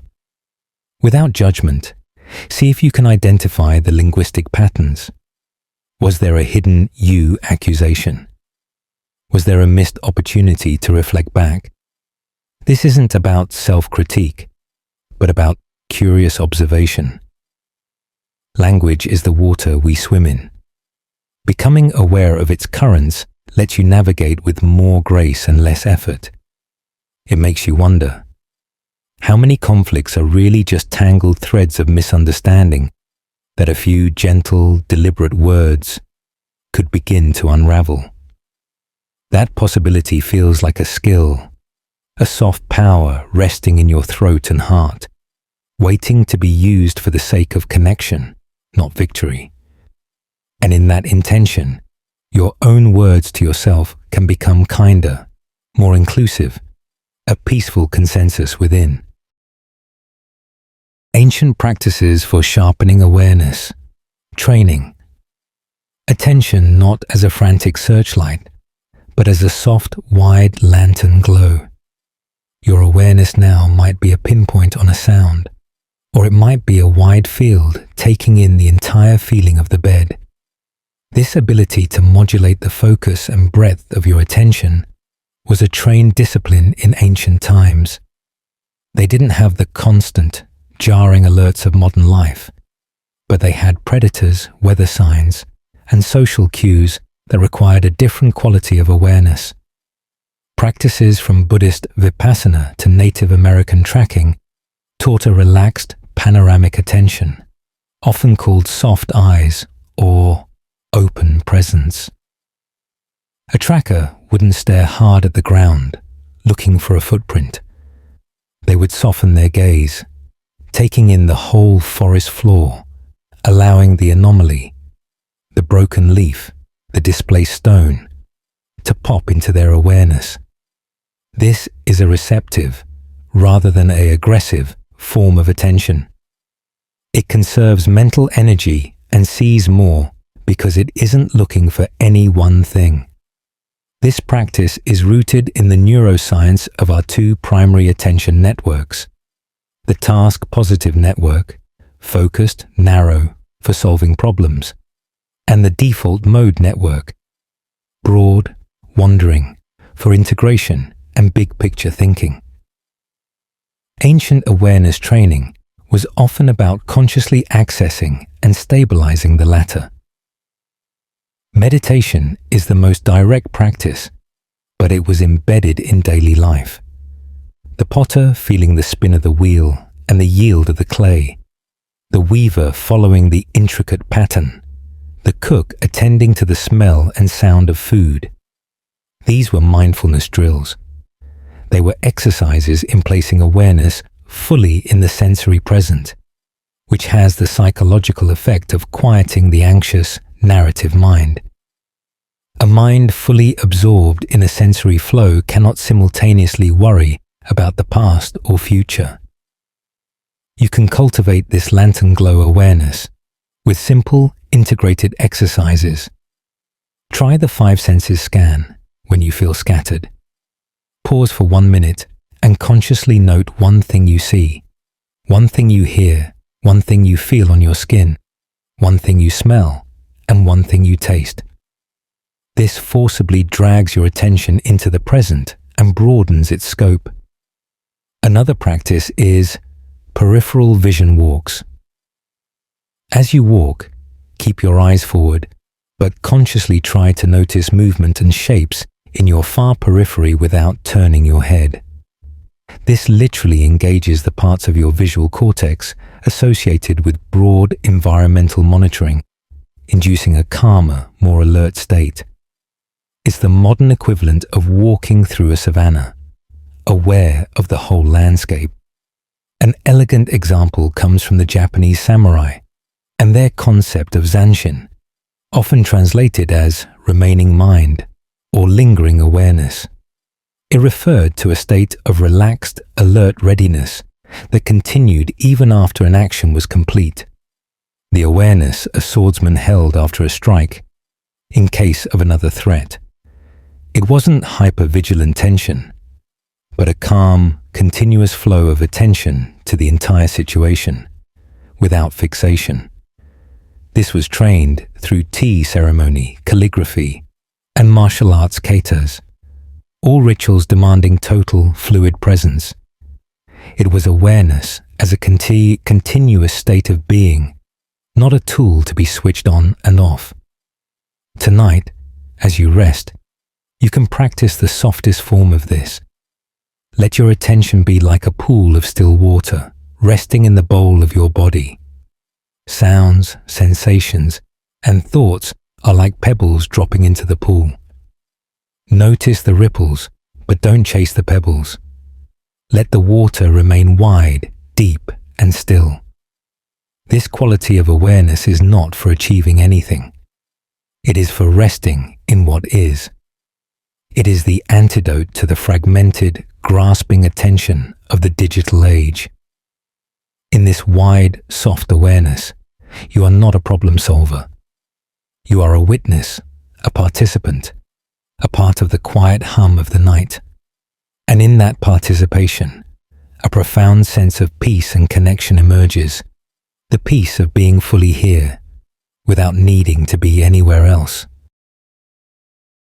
How ritual movement trained the mind, discovering how prescribed physical forms could carve new neural pathways of calm and focus. The slight, slow turn of your head on the pillow is a movement so natural you don't command it. Ancient disciplines took such innate motions and refined them into deliberate, ritualized forms to shape consciousness itself. From the flowing postures of Tai Chi and yoga to the precise steps of a Sufi whirling ceremony or a Native American stomp dance. Ritual movement was understood as meditation in motion. The psychological principle is elegant. By completely occupying the conscious mind with a complex, patterned physical task, you quiet the internal chatter. The mind must focus on balance, sequence, and breath, leaving no room for rumination. This state of unified focus, where movement, and awareness become one, is a gateway to deep mental calm and clarity. It's a moving mantra. On a neurological level, this works through several channels. The repetitive, rhythmic motion can entrain brainwaves, shifting from beta, active thinking, to alpha, calm focus, or theta, meditative. The required coordination builds new neural connections between brain hemispheres, enhancing cognitive flexibility. Furthermore, many ritual movements are designed to release physical tension held in the body, the clenched jaw, the tight shoulders, which directly signals the limbic brain that the danger is over, allowing mental anxiety to subside. The movement isn't just expressing a state, it's creating it. The body leads, and the sand follows into peace. You don't need to learn a formal ancient art to use this trick. You can create your own simple ritual movement sequence. It could be as straightforward as a 3-part morning grounding. Stand tall and reach your arms slowly to the sky on an inhale, then fold forward on an exhale, then slowly roll up to standing. Repeat this 3 times with total attention on the sensation of stretch and breath. This tiny ritual, done with intention, resets your body-mind system. Another practice is walking meditation. Choose a short path, maybe 10 paces. Walk it slowly, with full attention on the lift, move, and placement of each foot. When your mind wanders, gently return it to the feet. This transforms a mundane action into a profound mindfulness drill, carving a neural pathway of present moment awareness right into your daily life. History offers the beautiful example of the labyrinth walk, found in cultures from ancient Crete to medieval European cathedrals. Unlike a maze, a labyrinth has a single, winding but unambiguous path to the center and back out. Walking it is a physical metaphor for the journey to your own center and back out into the world. The ritualized movement of following the path, step by step, with no choices to make, lulls the analytical mind into a trance. The walker often emerges with a quiet mind and a surprising sense of resolution about a problem they carried in. The movement itself did the thinking, in a non-verbal way. So now, even lying still, you can engage in micro-movements with this quality. Slowly curl your toes, feeling each joint engage, then release. Rotate your wrists with delicate care, as if moving through honey. Do this not as exercise, but as a silent conversation with your body, a ritual of re-inhabiting yourself. This practice reminds you that you are not a passenger in your body. You are its choreographer. Every gentle, conscious movement is a stroke of the chisel, shaping the statue of your inner state. And as you sculpt calm into your muscles and bones, that calm becomes the bedrock of your mind.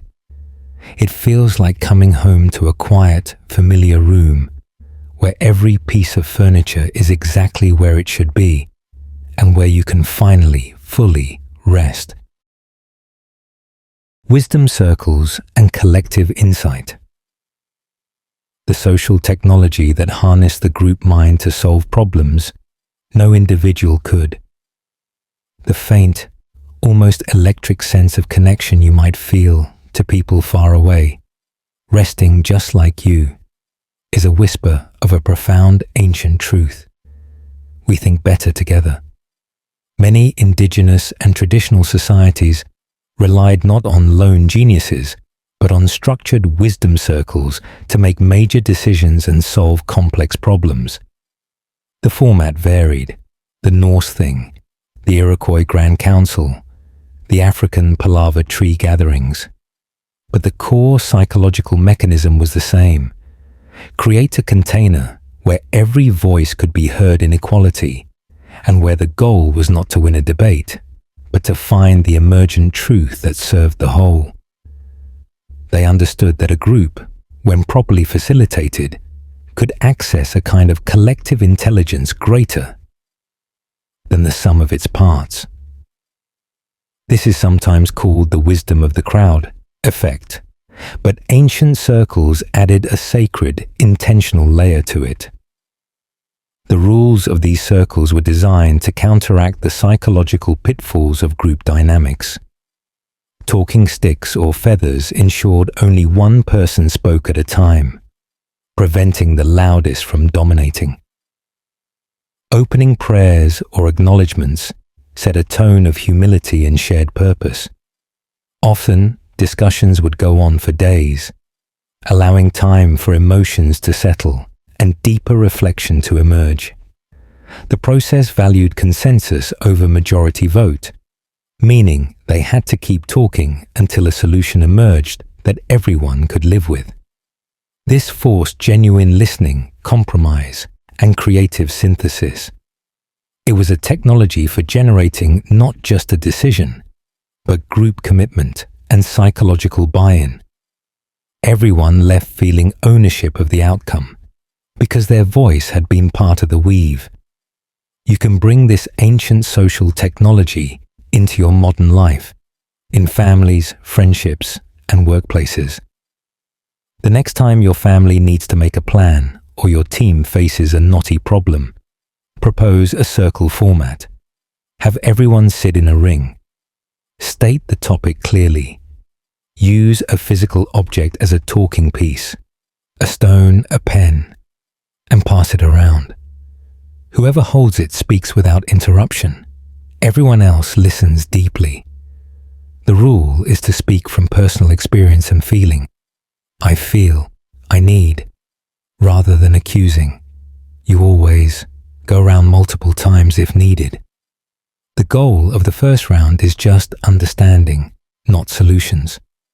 Often, the mere act of being fully heard unlocks the stuck energy, and the solution becomes obvious to the group. You are harvesting the collective insight.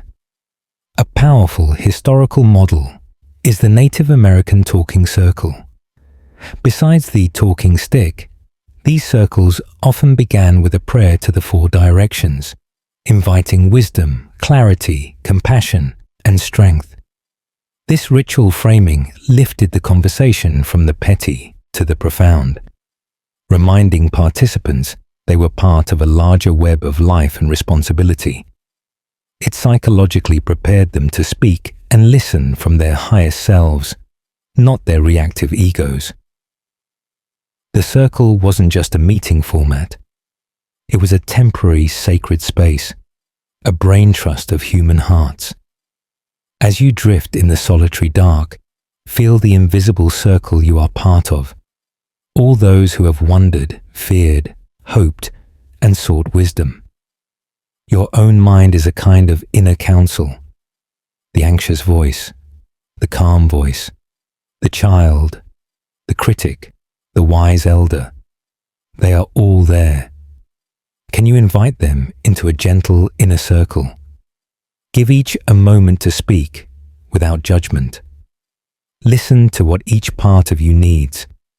The act of internal listening often brings an integration, a collective insight from your own multifaceted soul. You are not one self, but a community within.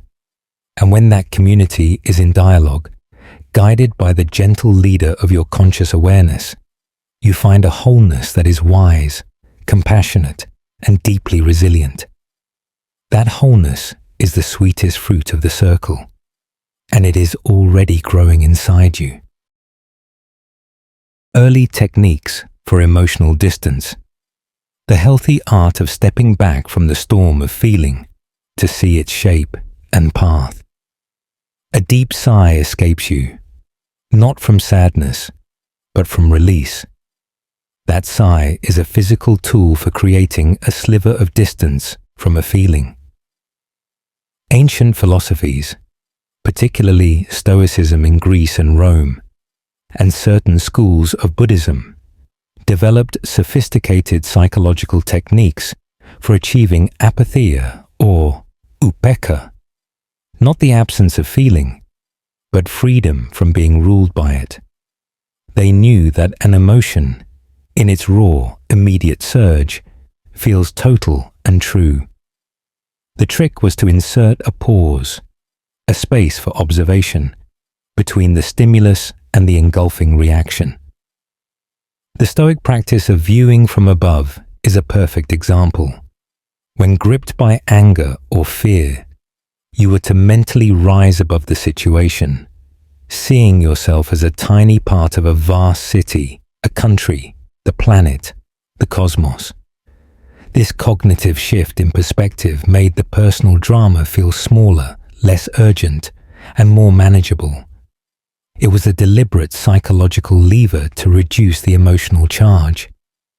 This is not about suppression or denial. It's about changing your relationship to the emotion. Buddhism uses the metaphor of watching a storm from the mouth of a cave. You see the rain, hear the thunder, feel the wind, but you are not out in it, being battered. You are the witness of the weather, not the weather itself. This observer stance is a learnable mental skill. By practicing it, you engage the prefrontal cortex, the brain's executive center, to moderate the amygdala's alarm signals. You are not stopping the feeling. You are preventing it from hijacking your entire being. This creates the space to choose a response rather than being forced into a reaction. You can practice this ancient trick in real time with a simple 3-step method called name and frame. When a strong emotion arises, first, pause your next action, even if just for one breath. Second, name the emotion silently to yourself. This is anger. This is anxiety. The act of labeling activates the prefrontal cortex and dampens the limbic response. Third, frame it as a temporary experience. This is a wave of anger passing through me. Or use the Stoic view. This feels huge to me now, but in the grand scheme of my life, it is a small event. This process, which takes seconds, builds the muscle of emotional distance. It turns you from a prisoner of the feeling into its compassionate warden. A quirky and practical technique comes from ancient Norse culture, with the concept of nidstong, a scorn pole. While sometimes used for curses, the psychological core was externalization. By carving insults onto a pole and directing it at an enemy, they were literally taking their rage out of their own bodies and placing it onto an object in the world. It was a crude but effective ritual for creating distance from a consuming negative emotion. We do modern versions when we write an angry letter we never send or vent to a journal. The act of expression moves the feeling from the amorphous inner storm into a defined external form, which immediately makes it feel more manageable. Tonight, if any lingering emotional residue from the day tugs at you, try this gentle version. Imagine placing that feeling, the frustration, the worry, on a small leaf. See it resting there. Now, in your mind, place that leaf on a slow-moving stream. Watch it drift away, around a bend, out of sight. You are not pushing it away violently. You are simply allowing the natural flow of your experience to carry it for a while. This visualization is a kind of cognitive nichong, a ritual of release. It grants you the distance needed for rest. It reminds you that you are the sky, vast and clear, and the emotions are merely weather patterns moving through. Some are gentle breezes, some are thunderstorms, but none change the fundamental nature of the sky. And you, in your deepest being, are that sky. The mental framework of ancient healers, viewing illness not as an enemy to fight, but as a message to listen to and a balance to restore. A gentle ache in a muscle, or the simple weight of fatigue. These sensations are not just noise. To ancient healers, from the Ayurvedic physicians of India to the shamanic practitioners of the Americas, these were signals, a language of the body-mind speaking its dis-ease. Their mental framework was holistic and relational. Illness was rarely seen as a random invader to be warred against. It was understood as a disruption in the balance of the individual's internal systems, like the humas or doshas, or a rupture in their relationship with their community, environment, or spirit. Therefore, healing was not just about administering a substance, but about restoring harmony. A healer might prescribe an herb, but also a change in diet, a ritual of forgiveness, a reconnection with nature, or a song to sing. The treatment addressed the story of the illness, not just the symptom. This framework is psychologically profound. It gives the patient agency and meaning. Instead of being a passive victim of a microbial attack, you're an active participant in a process of rebalancing. The illness itself has something to tell you. Perhaps it forces you to rest when you've been pushing too hard. Perhaps it highlights a relationship that is toxic. This reframing transforms suffering from a meaningless punishment into a difficult but meaningful dialogue with your own life. It reduces the secondary suffering, the why me, panic and resentment that often amplifies physical pain. The healer's role was to facilitate this dialogue, to help interpret the body's message and guide the person back into alignment. You can adopt this framework for your own well-being. The next time you feel unwell, a cold, a headache, persistent low energy, before rushing to suppress the symptom, pause and ask it a question. Sit quietly, place a hand on the affected area, and with gentle curiosity, ask, "What are you trying to tell me?" Listen not for words, but for intuitive nudges. Maybe you'll realize you've been neglecting sleep, or holding on to anger, or feeling trapped in a situation. The treatment then becomes twofold. You might take a pain reliever for immediate relief, the modern tool, but you also commit to addressing the underlying imbalance, going to bed an hour earlier, having a difficult conversation, taking a walk in the park. You become your own healer, listening to the wisdom of your organism. A beautiful example is the traditional Navajo Blessing Way ceremony, used for healing, and especially for women before childbirth. The ceremony doesn't target a specific disease. It involves songs, stories, and sand paintings that depict the story of creation and the patient's place within the harmonious cosmos. The purpose is to literally re-story the person, to remind them of their beauty, strength, and connection to all that is. It's a psychological and spiritual reset, intended to restore Hojo, a state of beauty, harmony, and balance.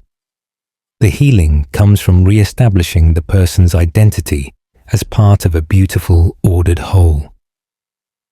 As you rest in the healing space of your bed, you can perform a tiny personal blessing way. Think of one thing in your life that feels out of balance, a rushed pace, a neglected friendship, a harsh inner critic. Don't attack it.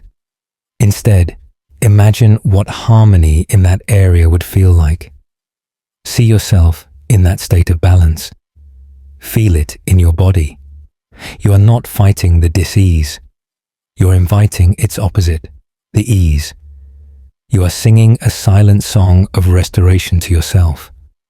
This mental framework turns every moment of discomfort into a potential teacher, and every act of self-care into a sacred ritual of realignment. It's a way of living that treats you not as a machine to be fixed, but as a garden to be tended, a story to be healed, a universe to be brought back into its native peaceful orbit. How old societies strengthen willpower. Building the muscle of commitment through small, sacred promises and social accountability. Your fingers trace the edge of the blanket, a tiny, deliberate motion in the dark. This simple act of intention is a thread connecting you to an ancient understanding. Willpower is not a mysterious force of character, but a skill built through ritual and social architecture. Old societies didn't just expect people to have willpower. They designed systems to cultivate it. They understood that the human mind is drawn to immediate gratification, so they created structures that made long-term commitment easier. One powerful method was the public vow. In many cultures, declaring a goal before your tribe, to complete a vision quest, to master a craft, to uphold a code of honor, transformed a personal desire into a social contract. Breaking that vow meant losing face, status, and trust. The psychological weight of social expectation became a scaffold for individual resolve, holding you up when your inner discipline wavered. This practice is grounded in what modern psychology calls commitment devices and pre-commitment. By creating a cost for failure, social disapproval, and making the commitment public, you effectively borrow willpower from the community. Your future self, who might be tempted, is constrained by the promise made by your past self in front of witnesses. Ancient societies institutionalized this. The Spartan agora, the Roman military oath, sacramentum, and monastic vows all served this purpose. They removed choice from the realm of daily negotiation. You didn't have to decide every morning whether to train hard or be pious. The vow had already decided for you. This freed mental energy and built the habit of perseverance through sheer repetition, until the chosen behavior became ingrained identity. Willpower, in this view, is less about brute force and more about cleverly designing your environment and social bonds to support your best intentions. You can apply this ancient trick by creating your own modern vows and social accountability. Choose one small, meaningful habit you wish to build. Instead of relying on private willpower, make a gentle public promise. Tell a supportive friend, "I vow to walk for 20 minutes every day this week," or post it in a small group with a commitment to check in. The key is to make the promise specific and to a person or group whose opinion you genuinely value. The ancient twist is to add a layer of ritual.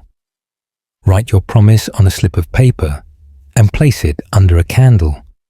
Lighting the candle each day you complete the habit.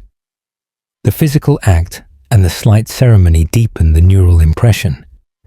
You are no longer just trying, you are pledging.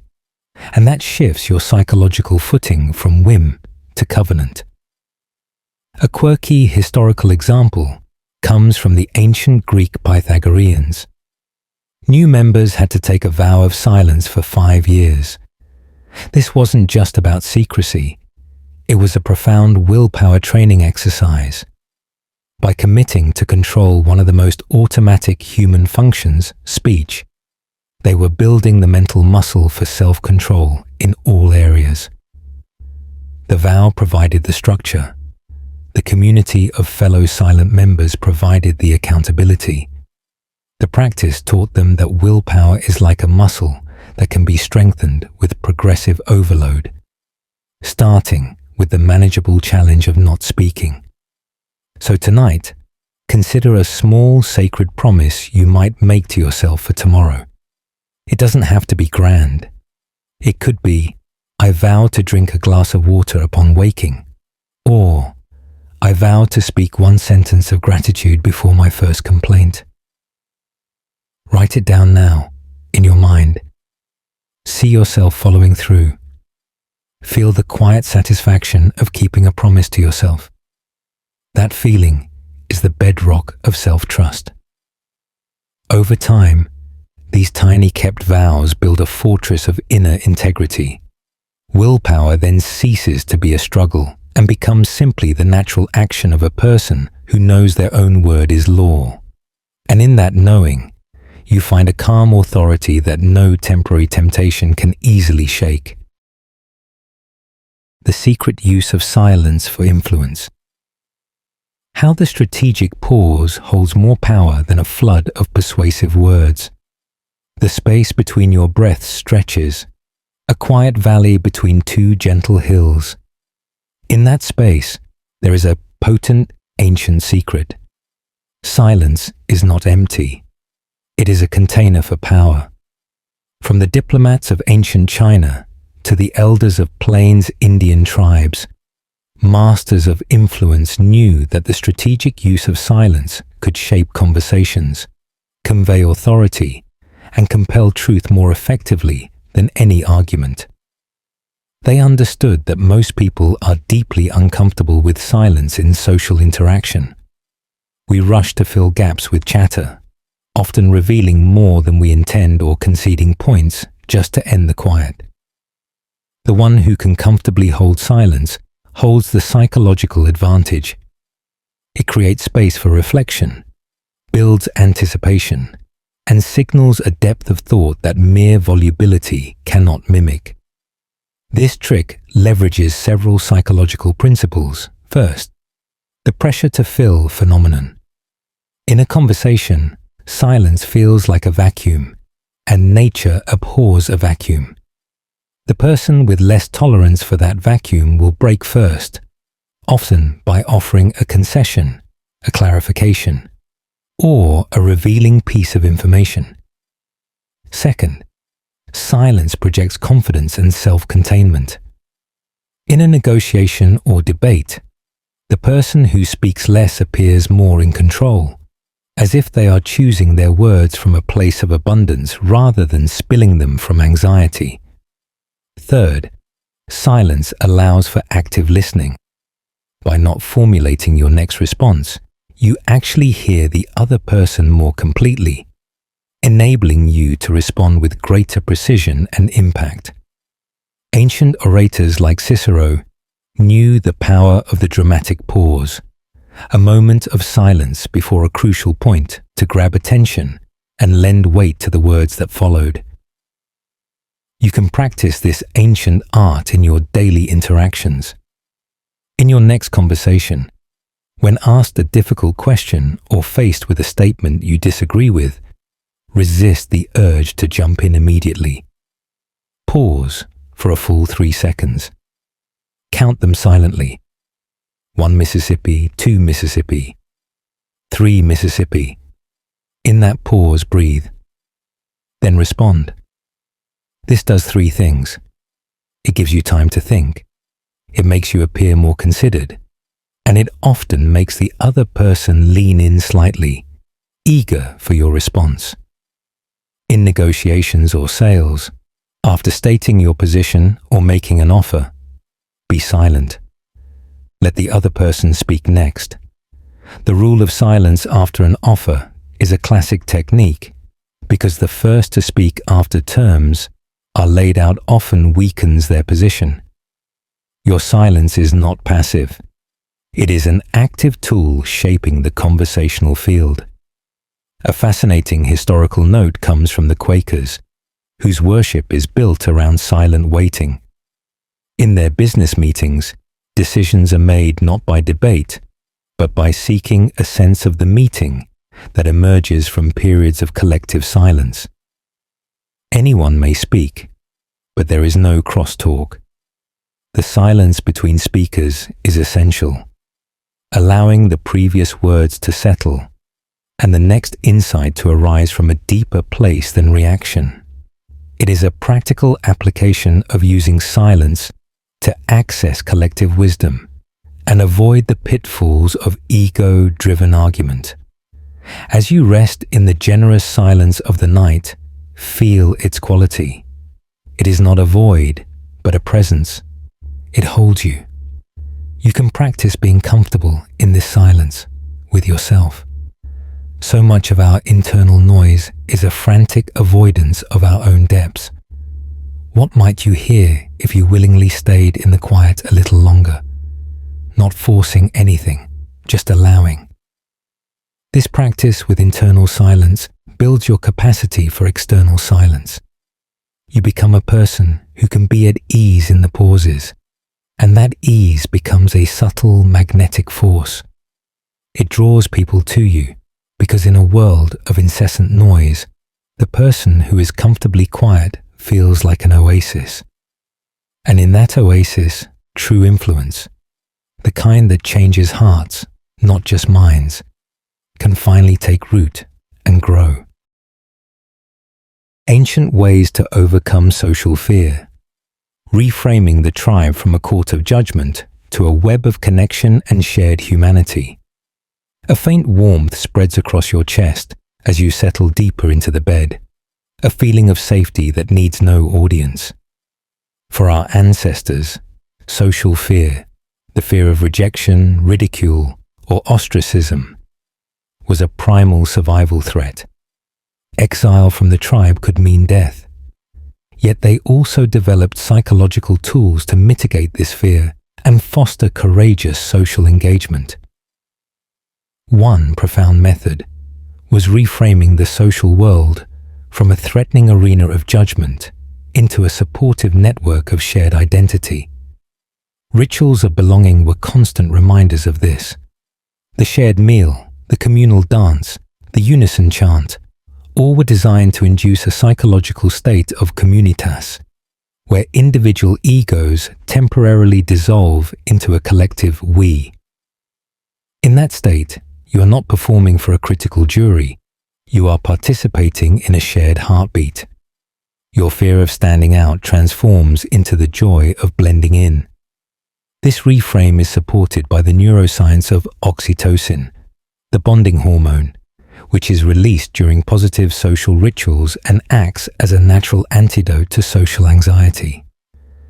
Ancient cultures intuitively fostered oxytocin release through touch, hugs, hand-holding, synchronized activity, drumming, dancing, and shared vulnerability, storytelling about failures.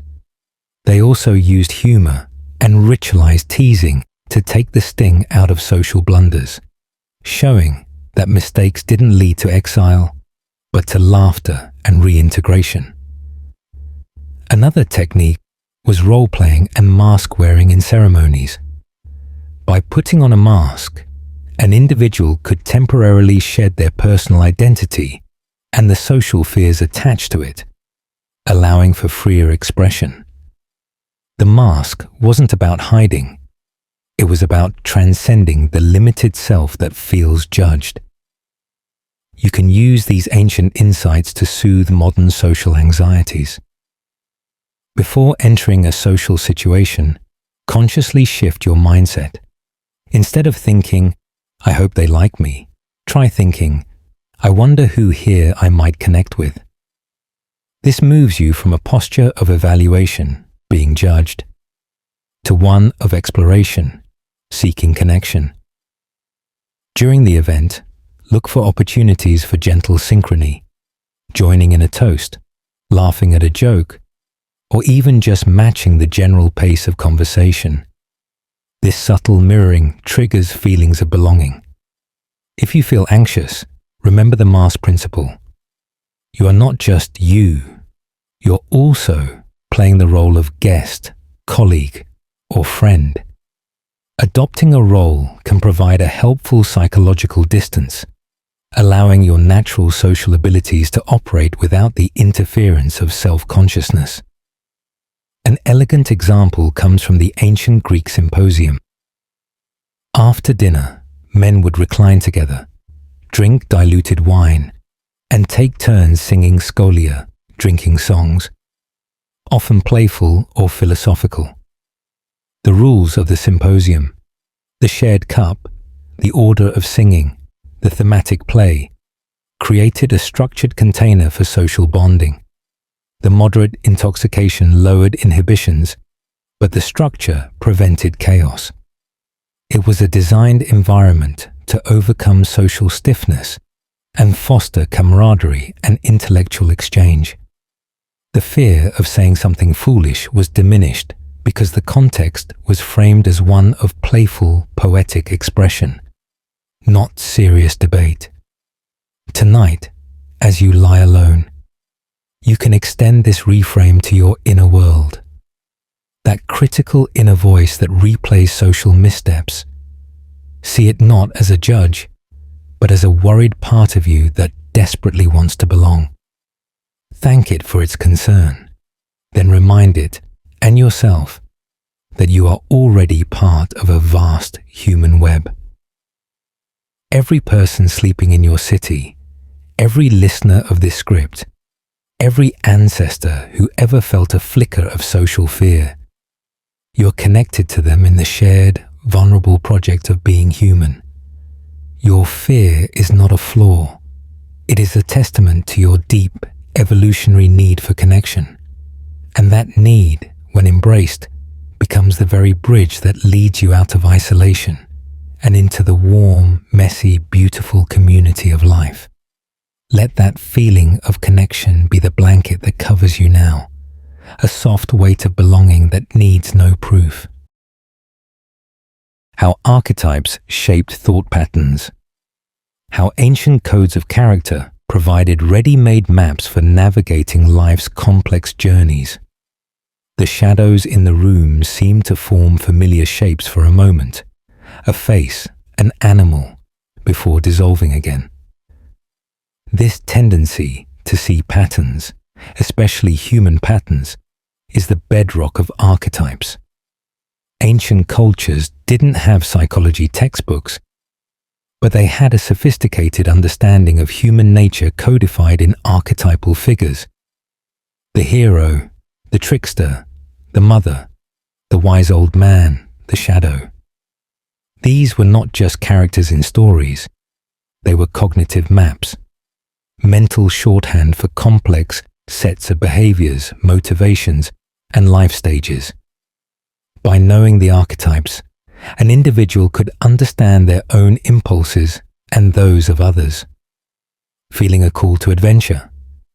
That's the hero awakening, noticing a mischievous urge to break pointless rules. The trickster is stirring.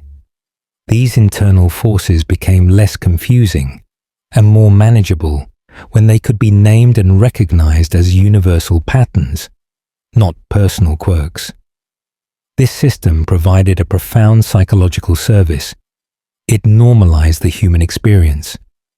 Your darkest impulses weren't yours alone. They were the shadow, a part of the collective psyche. Your longing for guidance wasn't weakness. It was the soul's attraction to the wise elder archetype.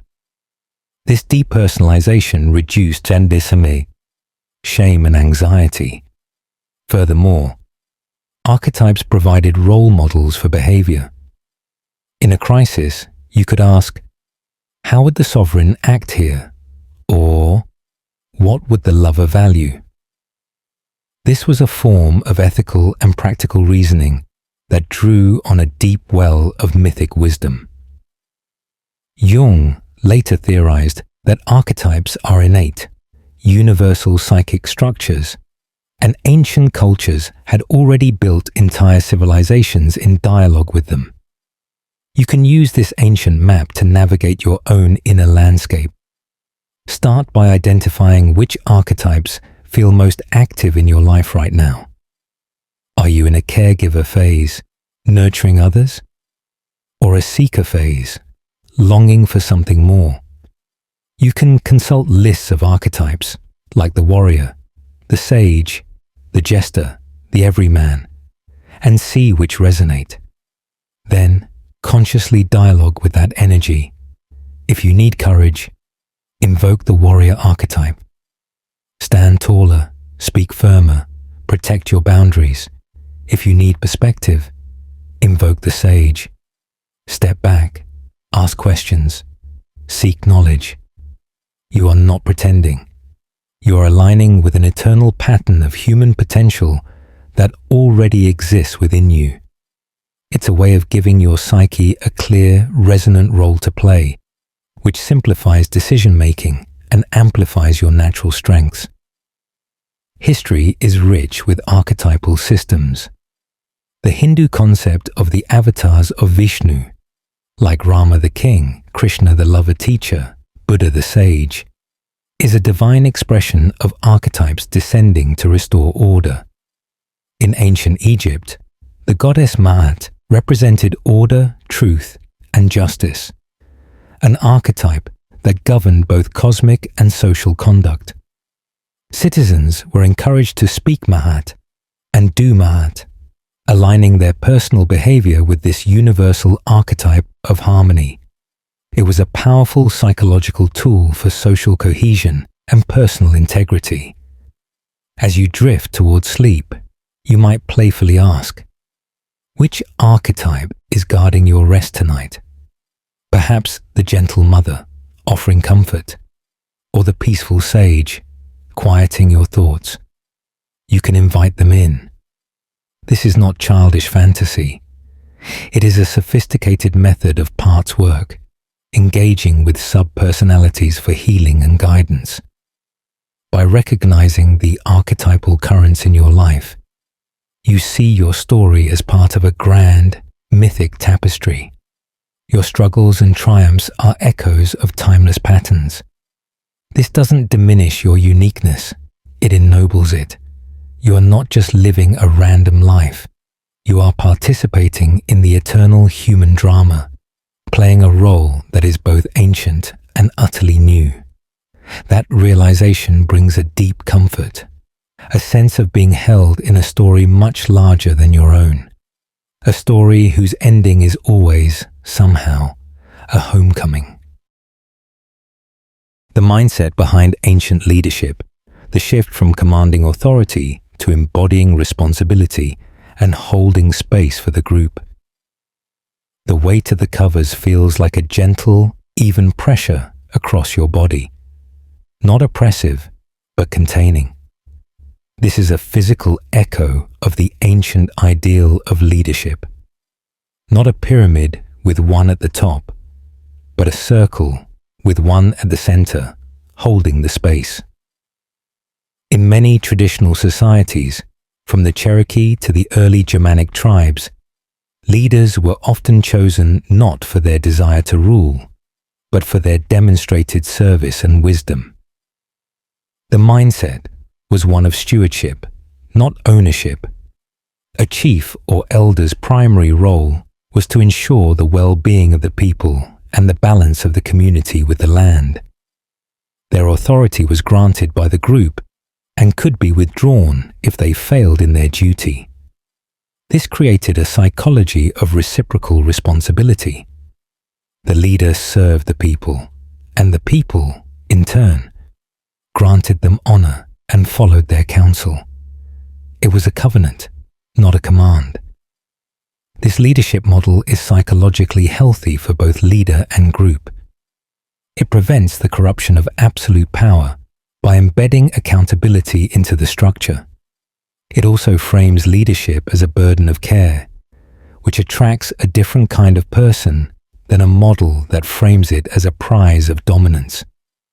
The leader had to be a master of listening, of seeing the big picture, of speaking last in councils to ensure all voices were heard. Their power was not in barking orders, but in facilitating wise decisions and then embodying the collective will.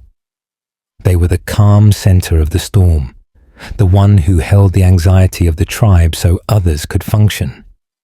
This required immense emotional resilience and a subordination of personal ego to group need. a mindset cultivated through years of mentorship and observation. You can embody this ancient leadership mindset in any group you are part of, be it a family, a team at work, or a circle of friends. First, practice holding the space. In meetings or gatherings, focus less on being the smartest voice and more on ensuring everyone feels safe to contribute. You might gently draw out quieter members or paraphrase conflicting views to find common ground. Second, frame your actions in terms of service. Ask, what does this group need to thrive? Rather than, how can I get credit or control? Third, model the behavior you wish to see. Ancient leaders knew they were constantly on display. Their integrity was the tribe's cornerstone. In your own sphere, your calmness in crisis, your fairness in dispute, and your willingness to do hard work set the cultural tone more than any mandate. A powerful example is the concept of primus inter pares, first among equals, from the Roman Republic. Idealized figures like Cincinnatus were farmers who left their plows to lead in a crisis, then voluntarily returned to their fields once the danger passed. This archetype embedded the idea that leadership was a temporary, necessary service, not a permanent elevation. It was a psychological check against the addictive nature of power. Similarly, many Native American chiefs were chosen for their humility, hunting skill, and oratory, abilities that served the tribe, not aggrandize the self. As you rest, consider the spaces in your life where you lead, however informally. How does it feel to shift your mindset from being in charge to holding care? Imagine the weight of that responsibility, not as a crushing load, but as a purposeful anchor, steadying both you and those around you. Leadership, in this ancient light, becomes an act of love, the active, diligent love of a gardener for a garden, ensuring each plant gets what it needs to flourish. And in that flourishing, the gardener finds their own deepest fulfillment. That is the quiet, potent secret of true authority. It is bestowed by those who feel seen, heard, and protected by your presence. And in your own inner world, you can be that leader for the diverse tribe of your own thoughts and feelings, guiding them with compassion toward a common good, your own peace. Early cognitive exercises for clarity. Simple mental drills used to sweep away the dust of confusion and see the essential truth. Your mind, in this drowsy state, feels like a pond settling, particles of thought slowly drifting down to reveal clear water.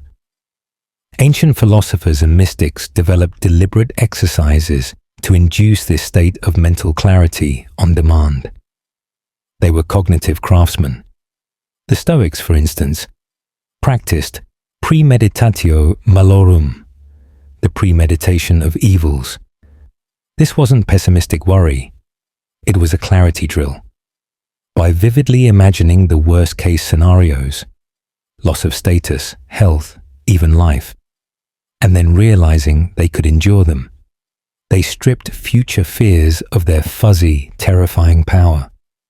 The exercise created cognitive contrast, making their present reality seem more manageable and precious. Similarly, Buddhist monks practiced analytical meditation, deconstructing a problem or concept into its component parts until its illusory solidity dissolved. These were not passive prayers for clarity, but active workouts for the mind. The underlying principle is that confusion is often a product of mental clutter, overlapping thoughts, unresolved emotions, and contradictory desires. Ancient exercises provided structured ways to sort and simplify. Another common drill was the view from above we touched on earlier, which forced a shift from egocentric to cosmic perspective, instantly clarifying what was trivial and what was meaningful. The Greek philosopher Pythagoras had his students engage in a daily review, examining their actions each evening to see where they acted in alignment with virtue and where they strayed. This practice of honest self-audit created clarity about one's own character and trajectory. These exercises were the mental equivalent of sharpening a blade. They didn't add new knowledge, they honed the instrument of perception. You can adopt a simple ancient clarity exercise into your daily routine. Try the Stoic evening review. As you lie in bed, ask yourself 3 questions. What did I do well today? What could I have done better? What did I learn? Be brief and factual without self-flagellation or vanity.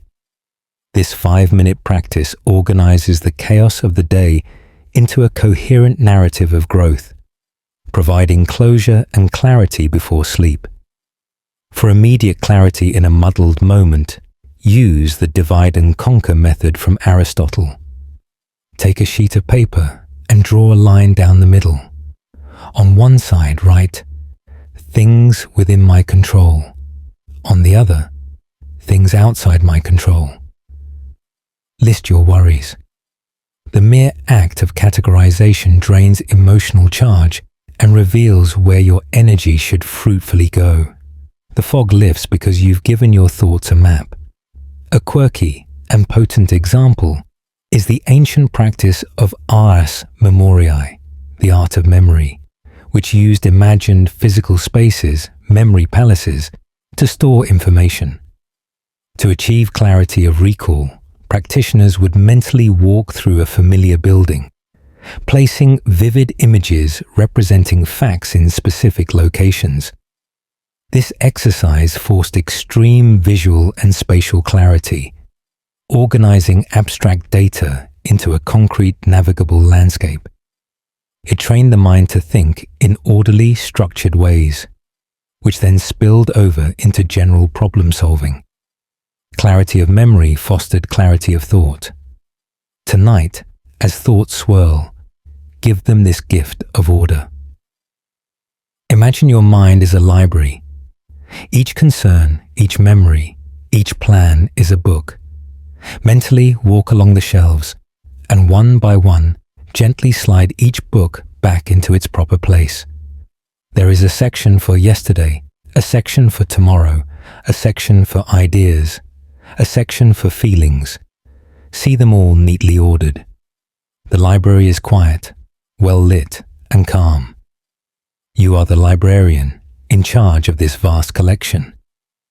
This visualization is a cognitive exercise in itself, teaching your brain that clarity is not the absence of thought, but the harmonious arrangement of thought.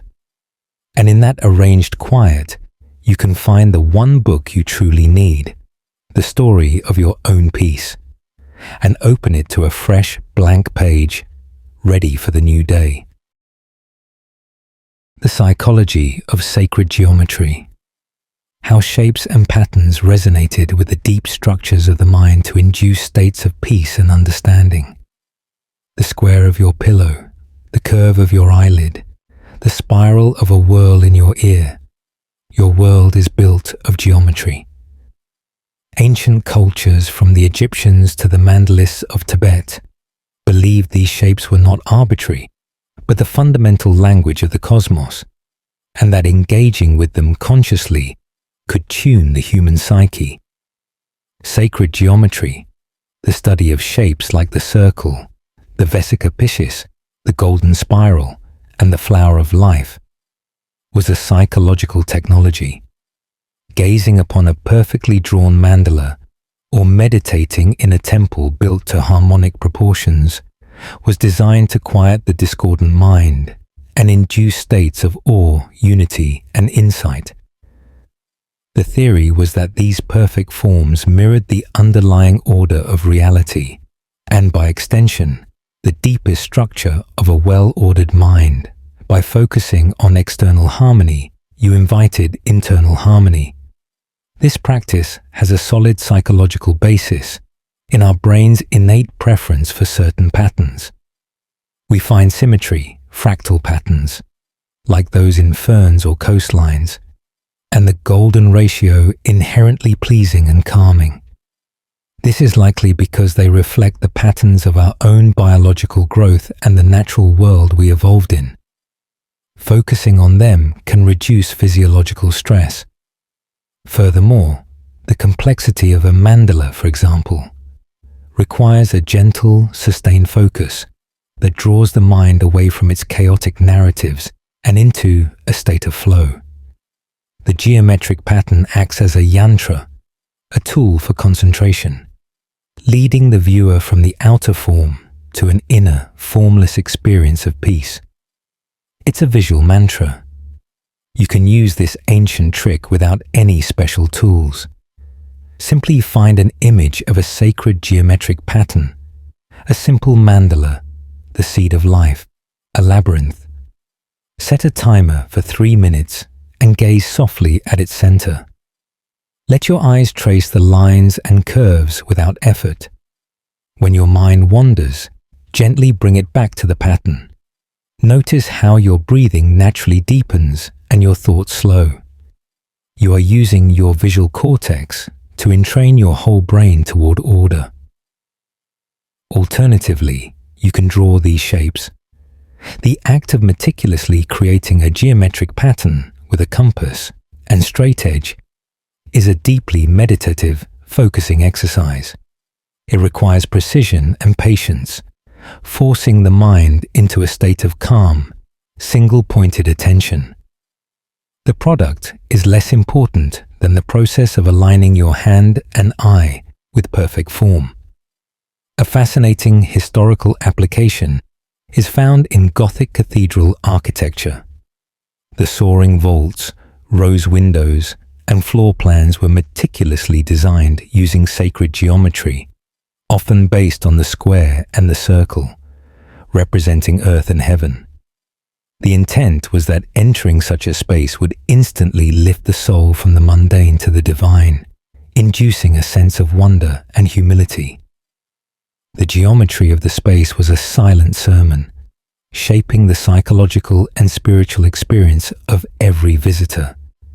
It was environmental psychology on a monumental scale, using shape and proportion to craft a specific state of mind. Now, in the dark, you can invoke geometry through imagination. Picture a perfect circle of soft blue light hovering just above your chest. See it slowly rotating. Now, within that circle, see a perfect equilateral triangle. Hold the two shapes together in your mind's eye. There is no purpose to this except to give your thinking mind a harmonious, simple task. The symmetry, the balance, the purity of the forms have a quieting effect. You are doodling in the soul, drawing lines of order across the vague anxieties of the day. Sacred geometry reminds you that beneath the apparent chaos of life, there is a deep, beautiful, and intelligible pattern. You are part of that pattern. Your breath is a circle. Your heartbeat is a rhythm. Your life is a unique, temporary expression of an eternal, perfect design. And in that knowing, confusion finds order, agitation finds calm, and the fragmented self finds a remembered wholeness. Ancient error detection methods. Internal checklists and reflective practices used to catch mistakes in judgment before they caused harm. A subtle tension in your shoulder reminds you to adjust. A minor course correction your body makes automatically. Ancient thinkers developed similar internal checklists for the mind, systematic ways to detect errors in reasoning, perception, and decision-making before they led to regret. The most famous is probably the Socratic method of cross-examination, but it extended far beyond debate. In ancient India, the Nyaya school of logic developed a precise system for identifying fallacies in argument. The Stoics had their evening review, but also a morning premeditatio, where they would preview the day and anticipate where their judgment might be clouded by passion, by anger, greed, or fear. They knew these emotions were the primary sources of error, so they built mental habits to flag them. It was a quality control system for the soul. These methods work because they introduce a pause and a protocol between impulse and action. They externalize the thinking process, making it an object of scrutiny.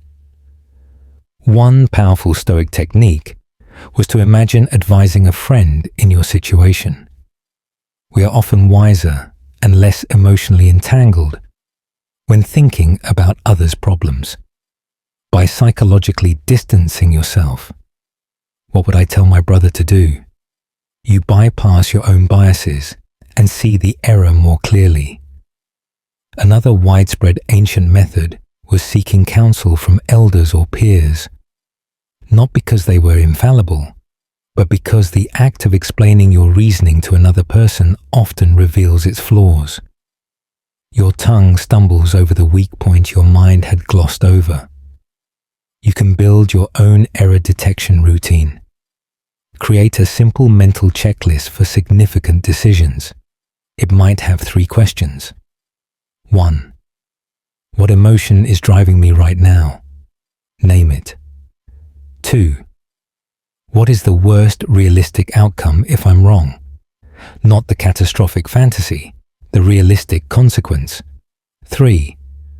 What would a wise, impartial observer recommend? Access your inner elder. Pause and answer these before committing. For daily interactions, adopt the Socratic pause. Before reacting to a provocation, ask yourself, is my interpretation of this situation definitely true?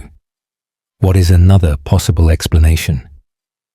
This simple interrogation can catch the error of mind reading or catastrophizing before it dictates a harsh response.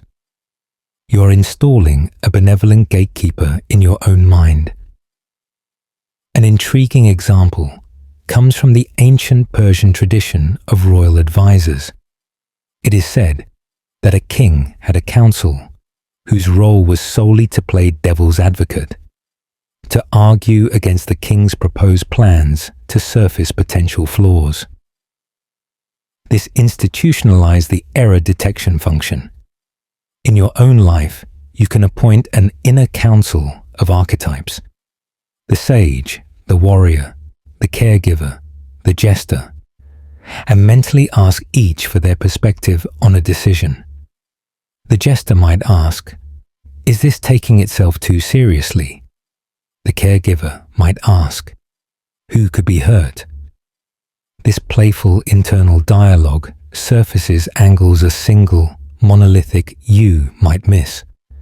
Tonight, as you review the day, do so not with judgment, but with the gentle eye of an error detection scientist. Where did things not go as hoped? Can you trace the error back to a flawed assumption, a missed signal, or a hijacking emotion? Do this with curiosity, not blame. The goal is to refine your internal algorithms for tomorrow. Each detected error is a gift, a data point for your ongoing training in wisdom. It makes you wonder, how many of our regrets are not born of malice, but of simple, unchecked cognitive errors? Errors that a 2-minute ancient checklist could have caught. That thought isn't discouraging, it's empowering. It means you have the tools to become more reliable to yourself and others. And in that reliability, you build a fortress of self-trust that no single mistake can ever breach. How people accessed deep focus before tools. Using environmental cues and inner discipline to enter the timeless state of flow. The world has narrowed to the sound of your breath and the feeling of the sheets, a natural, effortless focus. This is the gateway to the state modern psychology calls flow, and ancient artisans, scholars, and hunters knew how to walk through it routinely. Without digital timers or productivity apps, they used environmental and psychological architecture to usher themselves into that zone of deep, timeless concentration. The key was the deliberate design of ritual and environment. A scribe would begin by meticulously preparing his inks and parchments, a ritual that cleared the mind and signaled the start of focused work. A blacksmith would focus on the rhythm of the bellows and the color of the fire. These sensory, repetitive starting actions acted as triggers, telling the brain, "Now we enter the deep work chamber." The psychological principles are clear. Flow requires a clear goal, immediate feedback, and a challenge that slightly stretches your skills. Ancient practitioners built these into their tasks naturally. The potter had the goal of a symmetrical pot, the immediate feedback of the clay responding under their hands, and the challenge of the wheel's speed. They also minimized distractions by the very nature of their environments. No notifications, but also by social agreement. In many cultures, deep work time was respected and protected. Furthermore, they leveraged ultradian rhythms, working in natural 90 to 120-minute bursts followed by rest, guided by bodily cues, not a clock. They listened to their energy, entering focus when it was high and resting when it dipped, rather than fighting against it with stimulants. You can recreate these ancient conditions. First, design a pre-focus ritual. Before starting a task that requires deep concentration, perform a consistent, short series of actions. It could be making a cup of tea a specific way, organizing your desk, or taking 3 deep breaths while stating your intention. This ritual builds a Pavlovian link between the action and the focused state. Second, manipulate your environment to be monotasking. Use a single light source like a candle or lamp, creating a literal pool of focus. Put distracting tools out of sight. If possible, work in a dedicated spot used only for deep work. Third, use a natural timer. Work until you feel the first tug of mental fatigue, the desire to check your phone, the wandering mind, then stop immediately. Get up, move, gaze into the distance for 5 minutes. This honors your natural rhythm and prevents burnout, making the next focus period more potent. A lovely example is the medieval monastic schedule.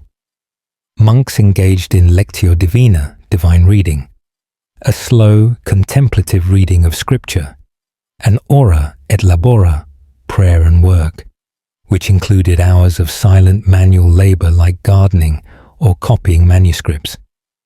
The silent, rhythmic, repetitive nature of the work, punctuated by bells calling them to prayer, created a natural flow cycle.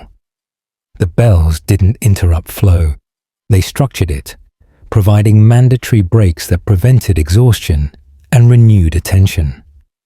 The entire day was engineered as a series of deep focus sprints. As you lie here, you can practice a micro version of this. Choose one thought, one simple idea or sensation, the feeling of your little toe, the memory of a soothing color.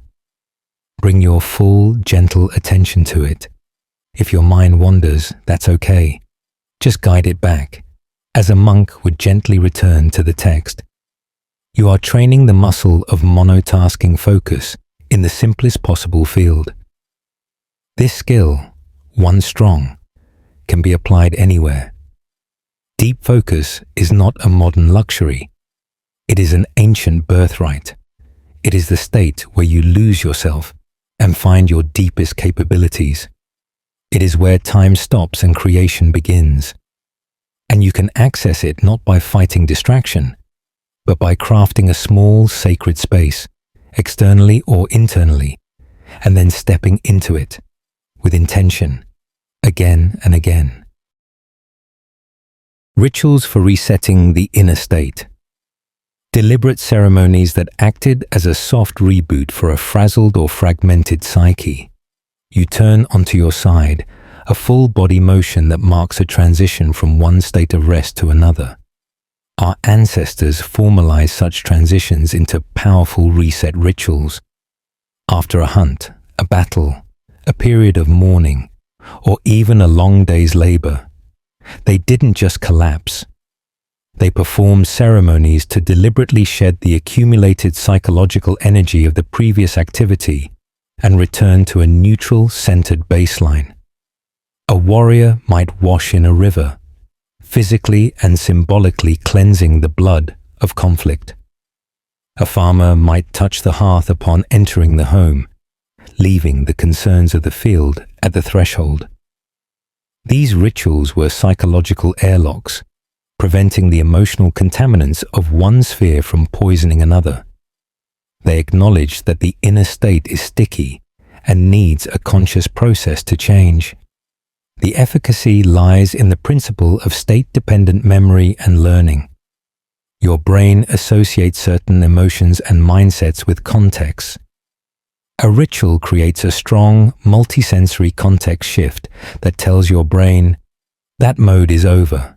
This mode begins now.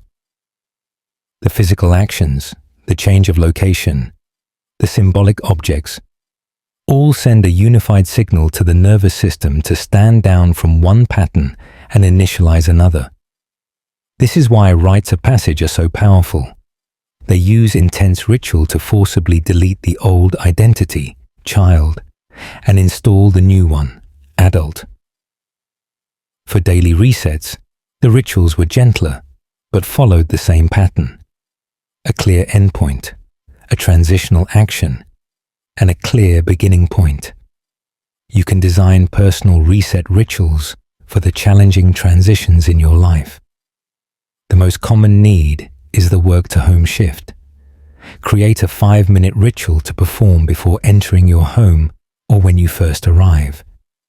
It could be sitting in your car and taking 3 deep breaths while saying, I release the work of the day. I now enter my home as a parent, partner, friend.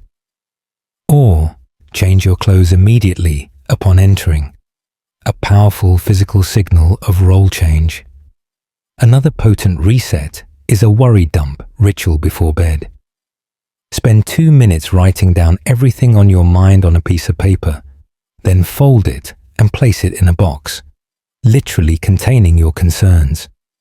The act of writing externalizes them. The act of closing the box signals your mind that it's safe to let them go for now. History offers the beautiful example of the Japanese tea ceremony, chanoyu. While complex, at its heart, it is a reset ritual.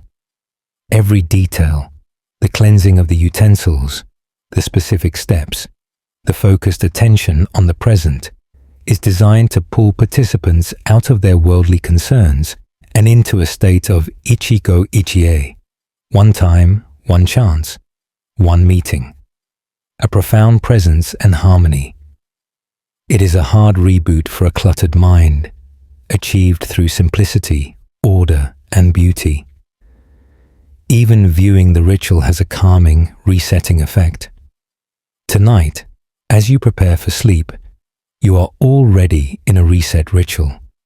This listening, this gentle letting go. You can enhance it. After this section ends, take a moment to consciously close the book on today.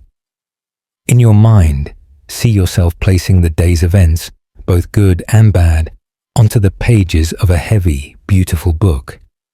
Gently close the cover. You can even make a small hand gesture, like smoothing a blanket over your chest, to physically mark the transition from day to night, from doing to being. This tiny ceremony tells your limbic brain that the shift is official, that the watch is over. You are resetting your inner state to its default setting, peace. And in that peace, every cell of your body knows it is allowed to rest, repair, and renew. You are not just falling asleep. You are performing the oldest magic there is, the gentle, deliberate return to the source. Breath rhythms used to guide decisions, aligning the body's tempo with the mind's need for clarity when choosing a path forward. The steady, slow tide of your breath is the most ancient metronome you own. Long before mindfulness became a trend, cultures from India to the Americas used specific breath patterns to directly influence mental and emotional states, especially when facing decisions. They understood that the breath is the remote control for the nervous system. Fast, shallow breathing triggers sympathetic arousal, fight or flight. Perfect for physical action, but terrible for clear thinking. Slow, deep, rhythmic breathing activates the parasympathetic system, rest and digest, calming the body and clearing the mind for discernment. Pranayama in yoga, qigong, breathwork, and even the rhythmic chanting of monks were all technologies for manipulating the inner climate to foster wisdom instead of reactivity. The science is straightforward. Deliberate slow breathing increases heart rate variability, HRV, a key marker of resilience and emotional regulation. High HRV means your nervous system is flexible, able to adapt smoothly to challenge, exactly the state you want when weighing options. Ancient practices often paired breath with intention. A warrior might use a sharp exhale to focus aggression, but a chief would use a long, slow inhale and exhale before speaking in council, ensuring his words came from a place of calm authority. The breath created a pause, a space where the raw data of the situation could be integrated without the distortion of panic or desire. It was a way of letting the body's wisdom catch up to the mind's urgency. You can use this trick before any decision, big or small. The simplest method is the 4-7-8 breath, adapted from ancient pranayama. Inhale quietly through your nose for a count of 4. Hold your breath for a count of 7.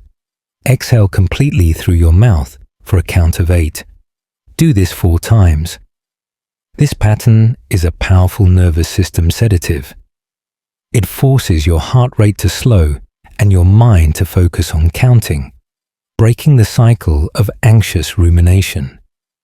After this breathing, your perspective on the decision will often feel sharper, less emotionally charged. For less formal moments, just remember to breathe into the decision. Before answering a question or choosing an option, take one full conscious breath. Inhale as if drawing in clarity. Exhale as if releasing doubt. That single breath acts as a circuit breaker for impulsive reactions. An intriguing historical practice is the use of breath in ancient Greek oratory.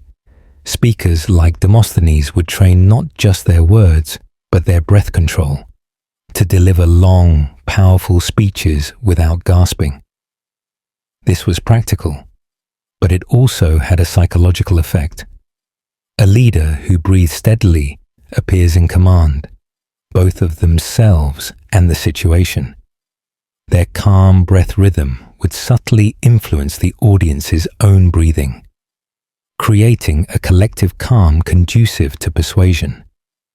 The breath was a tool of personal and social regulation. As you breathe here in the dark, you can practice aligning breath with a gentle decision about sleep itself. With each inhale, think or whisper, "I receive rest." With each exhale, "I release the day." You are not just breathing, you are programming your descent into sleep with a rhythmic intention. This same principle applies tomorrow. When faced with a crossroads, let your breath be the first consultant you seek. It costs nothing, requires no equipment, and holds the accumulated wisdom of millennia of practitioners who knew that the secret to a wise choice lies not in frantic thinking, but in the quiet, rhythmic space between thoughts that only the breath can open. In that space, you find a clarity that feels less like logic and more like a deep, bodily knowing, the kind that steers ships by the stars and hearts by their true north. How people learned by observing nature, seeing the forest, the river, and the seasons as the original textbooks on patience, strategy, and cycles. The distant sound of a breeze or the imagined rustle of leaves outside your window is a page from the oldest book. Before libraries, humans were fluent readers of the natural world. They didn't just live in nature. They studied it as a masterclass in psychology, strategy, and philosophy. Watching a river, they learned persistence. Water wears away stone not through force, but through relentless, gentle consistency.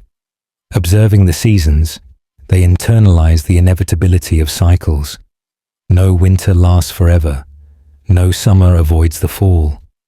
This provided a psychological buffer against despair and hubris. The spider's web taught about preparation and delicate strength.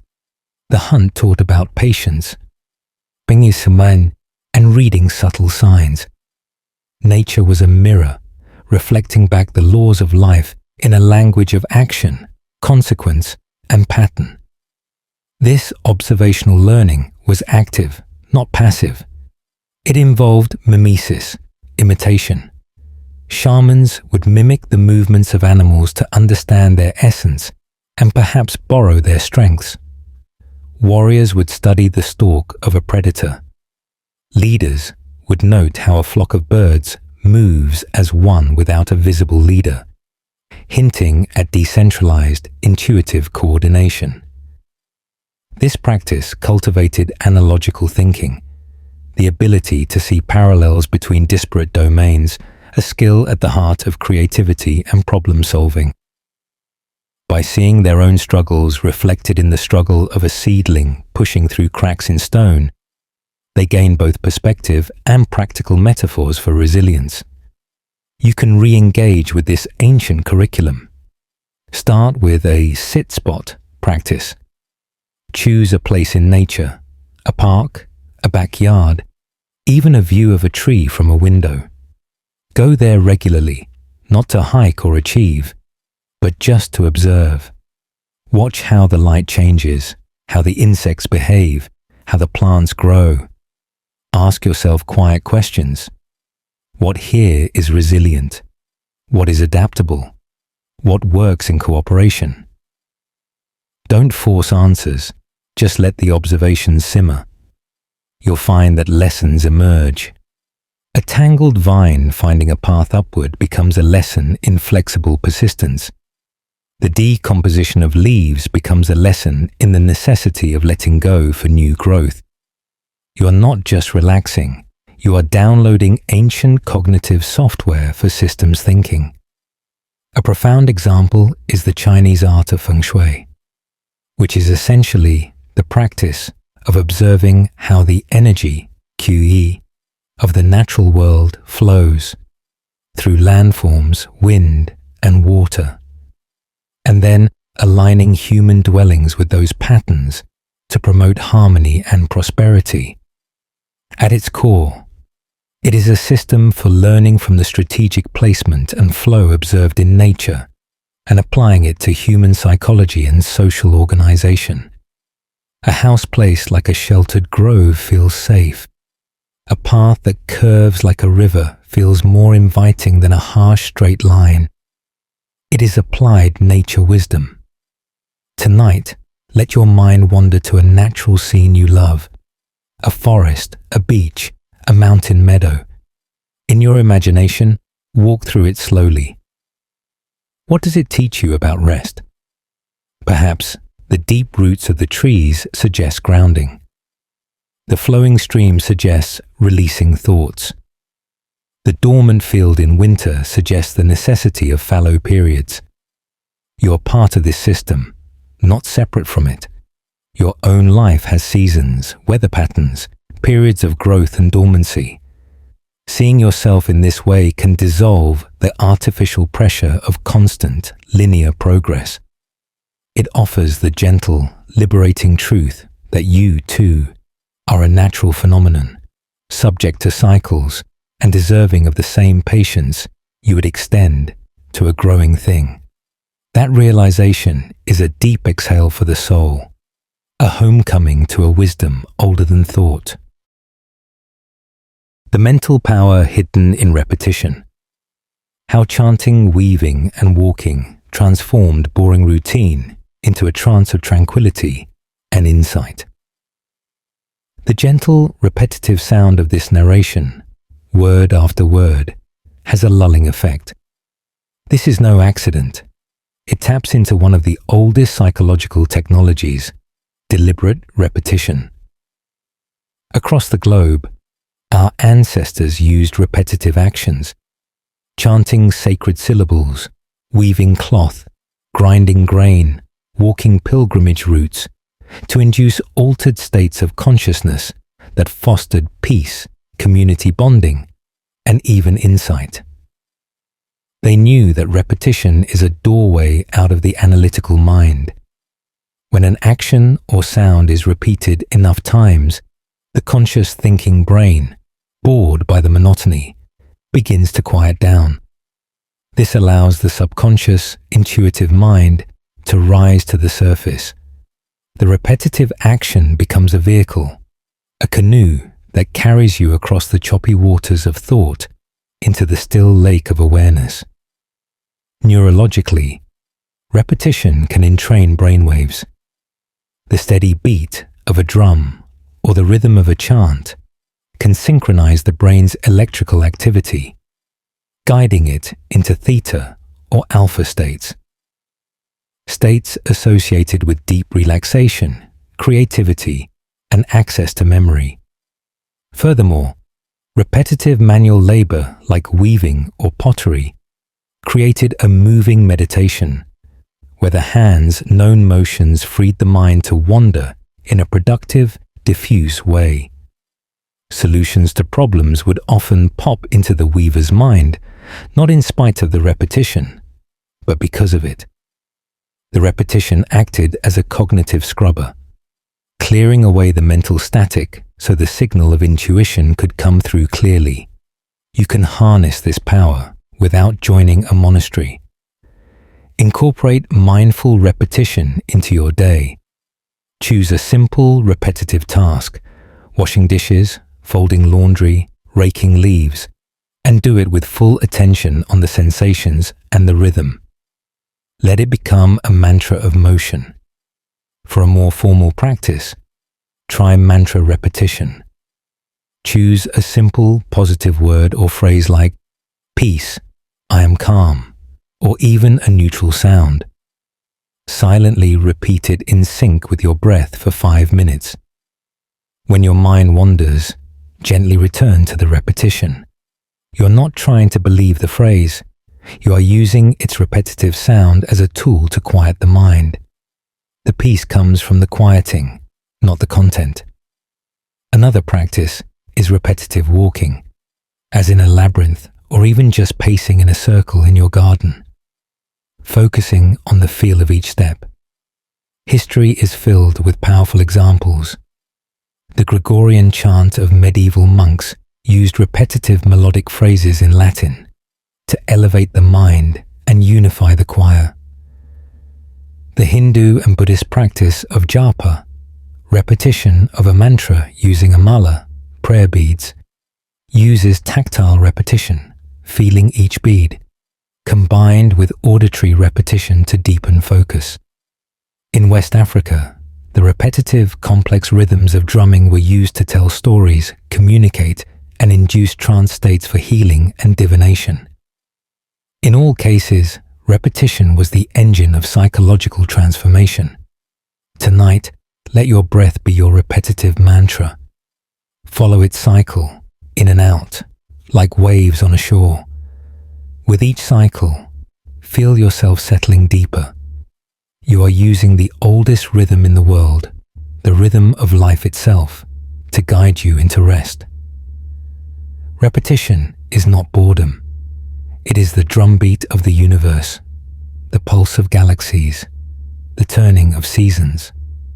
By joining it, even in this small way, you sync your small human consciousness with something vast and steady.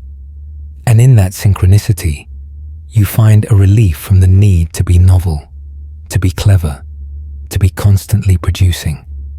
You're allowed to just be, a repeating note in the great song of existence, and that is more than enough. Old civilizations' strategy thinking. Playing the long game by thinking in terms of seasons, generations, and ecological balance. The slow, inevitable turn of the earth toward morning has already begun. A movement on a scale you cannot perceive but can trust. Ancient strategists, from Chinese generals to Hopi elders, thought on this kind of scale. Their strategy was not about winning the next battle or the next harvest, but about ensuring the continuity and balance of their people over generations. This long game thinking required a psychological shift, seeing time as cyclical and interconnected, not linear and isolated. A decision was evaluated not by its immediate payoff, but by its impact 7 generations hence. This imposed a discipline of patience and sacrifice that modern short-term thinking often misses. They understood that some seeds you plant are for your grandchildren's shade. This mindset was ecological at its core. It recognized that a strategy that bankrupts the soil, depletes the game, or breeds social resentment is a losing strategy, no matter how profitable it seems today.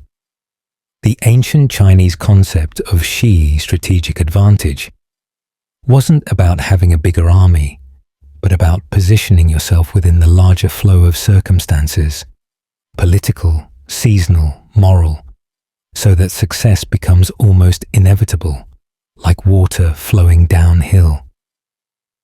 Similarly, many indigenous governance systems, like the Iroquois Great Law of Peace, mandated consideration of the 7th generation in all council decisions. This built a future-oriented responsibility directly into the decision-making process, curbing the impulsive, self-serving tendencies of leaders. You can adopt this long-game thinking in your own life to reduce anxiety and make wiser choices. When facing a decision, ask the 7 generations question in a personal way. How will I feel about this choice in 7 weeks? 7 months? 7 years? This stretches your temporal perspective, often revealing that short-term pains are worth long-term gains, and that short-term pleasures can have long-term costs. In your projects, embrace the idea of seasonal strategy. Some seasons are for planting, learning, building foundations. Some for growing, executing, promoting. Some for harvesting, reaping rewards. And some for lying fallow, resting, integrating. Fighting your natural or project season leads to burnout. Aligning with it leads to sustainable success. A classic example is the Roman strategy of building roads and aqueducts. These were colossal investments that wouldn't pay off fully for decades, but they bound the empire together, enabled trade, and provided health for centuries. The strategists who approved them were thinking in terms of Pax Romana, a centuries-long peace, not just the next election cycle. On a different scale, the ancient agricultural practice of crop rotation and leaving fields fallow was a strategic understanding that you must invest in the system's health to reap long-term yields. You could exhaust the soil for a few great harvests or nurture it for 1,000 good ones. As you rest, consider your own life as a legacy you are building, not just a legacy for others, but for your future self. What seeds are you planting tonight by choosing to rest deeply? you're investing in the resilience and clarity of tomorrow's version of you. This is micro-strategy. By consistently making choices that favor long-term well-being over short-term distraction, you become the wise elder of your own future. You are playing the long game with your one precious life. And in that game, the only true victory is a life lived in alignment, in balance, and in peace. A peace that ripples forward in time, a gift to all your future selves, and to the world they will inhabit. That thought is not a burden, but a profound liberation. It means you are part of a story so grand that today's worries are but a sentence in a glorious ongoing book. Ancient perception training techniques. Exercises to literally see more of the world by quieting the inner commentary that blinds us. The way the darkness seems to shift and deepen as you stare is a lesson in perception itself. Ancient seers, hunters, and artists trained their perception not by adding more information, but by subtracting the interpreter.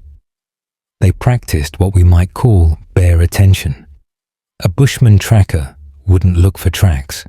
He would first still his mind, then open his senses to the entire landscape, allowing the track to announce itself as a disruption in the pattern. This is a radical shift from our modern mode of perception, which is often a frantic search guided by labels and expectations. The ancient training was to see the thing in itself, before the mind slaps a name and a story on it. This pure perception is richer, more detailed, and more connected to reality. It's the difference between glancing at a tree and thinking tree, and actually seeing the unique play of light on its bark, the asymmetry of its branches, the life crawling on it. This training was often embedded in survival skills, but it had a spiritual payoff. Buddhist mindfulness of the senses, the Zen instruction to just hear or just see, are direct descendants of this. The technique is to rest awareness on a single sense door, sight, sound, touch, and note the raw sensations without following the associative chain they trigger. Hearing a sound is just vibration. Seeing a shape is just color and form. This practice, over time, creates a gap between sensation and reaction, and in that gap lies freedom. It also, quite literally, makes you see more because you are not filtering reality through a cloud of concepts. You become a better observer of the external world and, consequently, of your own internal world of thoughts and feelings. You can train this faculty with simple games. Try the 30-second silent seeing exercise. Pick an ordinary object, a leaf, a cup, your own hand. Stare at it for 30 seconds, and your only job is to notice as many details as possible without naming them. Don't think veins, just observe the lines. Don't think red, just experience the shade. See textures, gradients, tiny imperfections. You'll be astonished at how much you normally miss. Another practice is sound tracking. Sit quietly and try to identify every distinct sound you can hear, from the loudest to the faintest. Don't label them car or fridge. Just hear them as pitches, rhythms, and volumes. This pulls you into present moment sensory reality, quieting the internal narrator. A fascinating historical practice comes from the ancient Greek skeptics, who advocated apoke, the suspension of judgment. While a philosophical stance, it had a perceptual component, to refrain from assenting to any impression as definitively true. This trained them to see opinions and sensations as just that, impressions, not reality itself. It was a rigorous discipline of perceptual humility, recognizing that our senses and interpretations are fallible. By withholding the quick judgment, they saw more nuances and possibilities. Tonight, let your perception go soft. Don't try to see in the dark. Just let the subtle shades of black and grey be what they are. Listen without trying to identify each sound. Feel the texture of the sheets without calling it soft. Be like an animal resting in its den, aware but not analyzing. In this state, you are training your brain to perceive without prejudice, to receive the world without immediately grasping or pushing it away. This is the foundation of true clarity and calm. It reminds you that you are not just a thinker in a body. You are a living, sensing organism, and the world is constantly offering itself to you in a billion tiny ways. To receive that gift, you need only to be present, quiet, and open, a student in the endless classroom of the now. The mental role of sacred objects. How a humble stone or token became a tangible anchor for faith, memory, and intention. Your hand might rest on your chest or curl near your cheek, a small anchor of self-touch in the vastness of the night.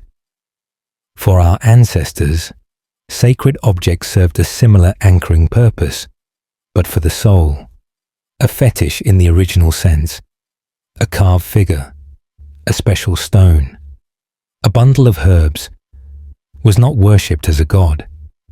It was a focus point, a psychological tool. Its power came from the meaning and intention projected onto it by an individual or a community. A warrior's amulet contained his courage. A healer's rattle held the rhythm of healing songs. A family's hearthstone embodied the warmth of kinship. The object was a portable, tangible piece of the sacred. It condensed a complex web of beliefs, memories, and feelings into a single, holdable thing. This made the intangible tangible, and therefore manageable for the human mind. The psychology is powerful. We are embodied beings. We think and feel through our senses. An abstract concept like protection is hard to hold on to in a moment of terror. But gripping a stone that has been blessed as a protector gives the mind a concrete handle. The tactile sensation grounds the anxiety. This is a form of externalized cognition, offloading part of our psychological process onto an object in the world. The object becomes a cue, triggering the desired internal state. Furthermore, the act of creating or consecrating the object was itself a ritual that deepened its significance, weaving the intention into its very essence in the maker's mind. It was a feedback loop. The object reminded you of your intention, and your repeated focus on the intention charged the object with a more psychological potency. You can create your own sacred objects with conscious intention. It doesn't need to be elaborate. Find a smooth stone on a walk. Sit with it, hold it, and imbue it with a specific purpose. You might say, "This stone is for calm. Whenever I hold it, I remember to breathe deeply." Keep it in your pocket or on your desk. When you feel stressed, simply rubbing the stone can trigger a conditioned response of calm. Another example is a gratitude token, a special coin or bead you move from one pocket to another each time you notice something you're grateful for.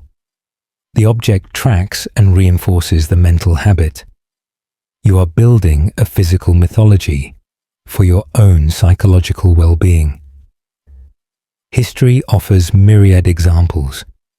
The ancient Egyptian scarab amulet represented transformation and protection, a tangible reminder of the cycle of death and rebirth. The medicine bundles of many Plains Indian tribes contained objects each representing a spiritual alliance or a personal vision, serving as a portable altar and a source of strength. In Christianity, the rosary provides a tactile focus for prayer, each bead a step in a meditative journey. In all cases, the object is a bridge between the hands and the heart, between the material and the spiritual, making the profound accessible in daily life. Tonight, your pillow, your blanket, the bed itself can become a temporary sacred object. As you settle, consciously assign it a purpose. Silently say, "This bed is my vessel for restoration. This blanket is a shield of peace." Feel the truth of that intention soak into the fabric and foam. You are consecrating your immediate environment as a sanctuary. This simple act transforms ordinary things into allies in your quest for rest. It reminds you that you have the power to infuse your world with meaning, to create little anchors of sanity and hope wherever you go. And in a world that often feels chaotic, that is a gentle, revolutionary act. You're not powerless. You are a maker of sacred spaces, starting with the few square feet around your own resting body. How ancestors strengthened long-term thinking. Cultivating the seventh-generation mindset that plants trees whose shade you will never sit in. The deep, slow rhythm of sleep approaching feels like the turning of a great, patient wheel. That patience is the essence of the long-term thinking your ancestors cultivated, not as a nice idea, but as a survival imperative. In a world without retirement funds or insurance, your security was your children and their children. This bred a psychological orientation that extended the sense of self across generations. Your pain today could be your grandchild's gain. Your restraint today could be their inheritance. This seventh-generation principle, famously codified by the Iroquois, was a cognitive tool to combat the natural human tendency toward short-term gratification. It forced a profound empathy across time, asking decision-makers to consider the impact of their choices on people who wouldn't be born for centuries. This wasn't mystical. It was practical systems thinking on a temporal scale. This mindset was reinforced by stories, rituals, and physical reminders. Ancestor veneration, common in many cultures, literally kept the past alive as a counsel of wisdom for the present. Planting oak trees that would take 50 years to mature was an act of faith in a future you would not see. Building stone temples meant for millennia required a humility about one's own brief lifespan and a pride in contributing to something enduring. These practices trained the brain to value delayed collective rewards over immediate personal ones.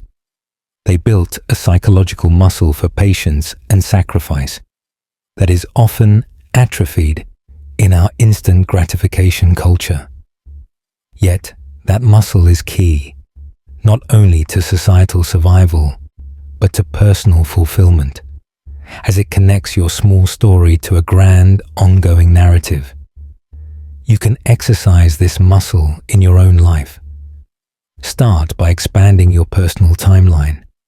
When making a financial, health, or career decision, project the consequences not just to next year, but to your 70-year-old self, or even to your hypothetical grandchildren. What story will they tell about this choice? Second, engage in a legacy project, something that will outlast you. It could be as simple as compiling family recipes into a book, planting a perennial garden, mentoring someone, or writing letters to your future children. The project itself is less important than the psychological shift it fosters. You are working for a future beyond your own horizon. Third, practice ancestor appreciation. Learn about your own ancestors' struggles and resilience. This literally extends your sense of identity backward in time, making it easier to extend it forward. A powerful historical model is the cathedral building of medieval Europe.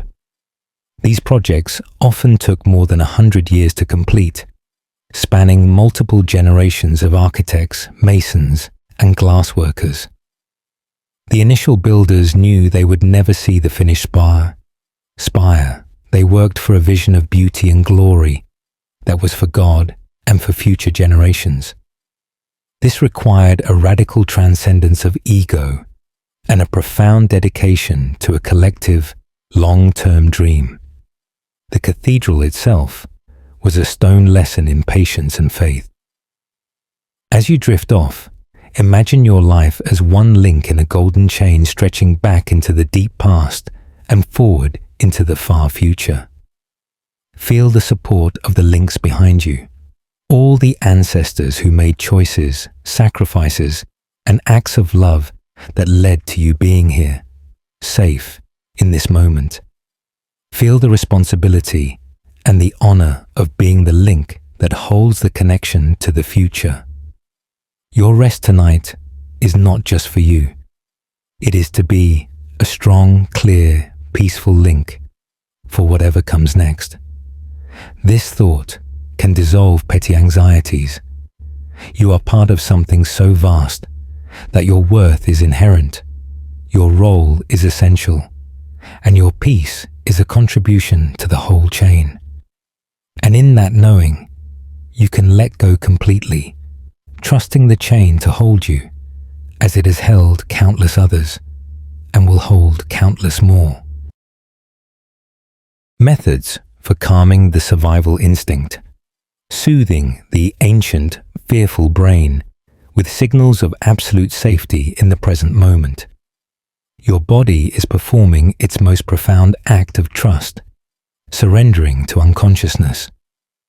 This requires the most ancient part of your brain, the reptilian brainstem responsible for survival, to stand down from its vigilant watch. Our ancestors developed rituals and mental frameworks to convince this primitive guardian that it was safe to rest, even in a dangerous world. They did this by overloading the senses with signals of safety: the warmth of a fire, the solidity of a cave wall at your back, the familiar smells and sounds of your family sleeping around you, the full belly after a meal. These were multisensory reports to the amygdala.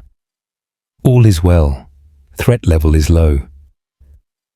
Nighttime prayers or chants were not just spiritual.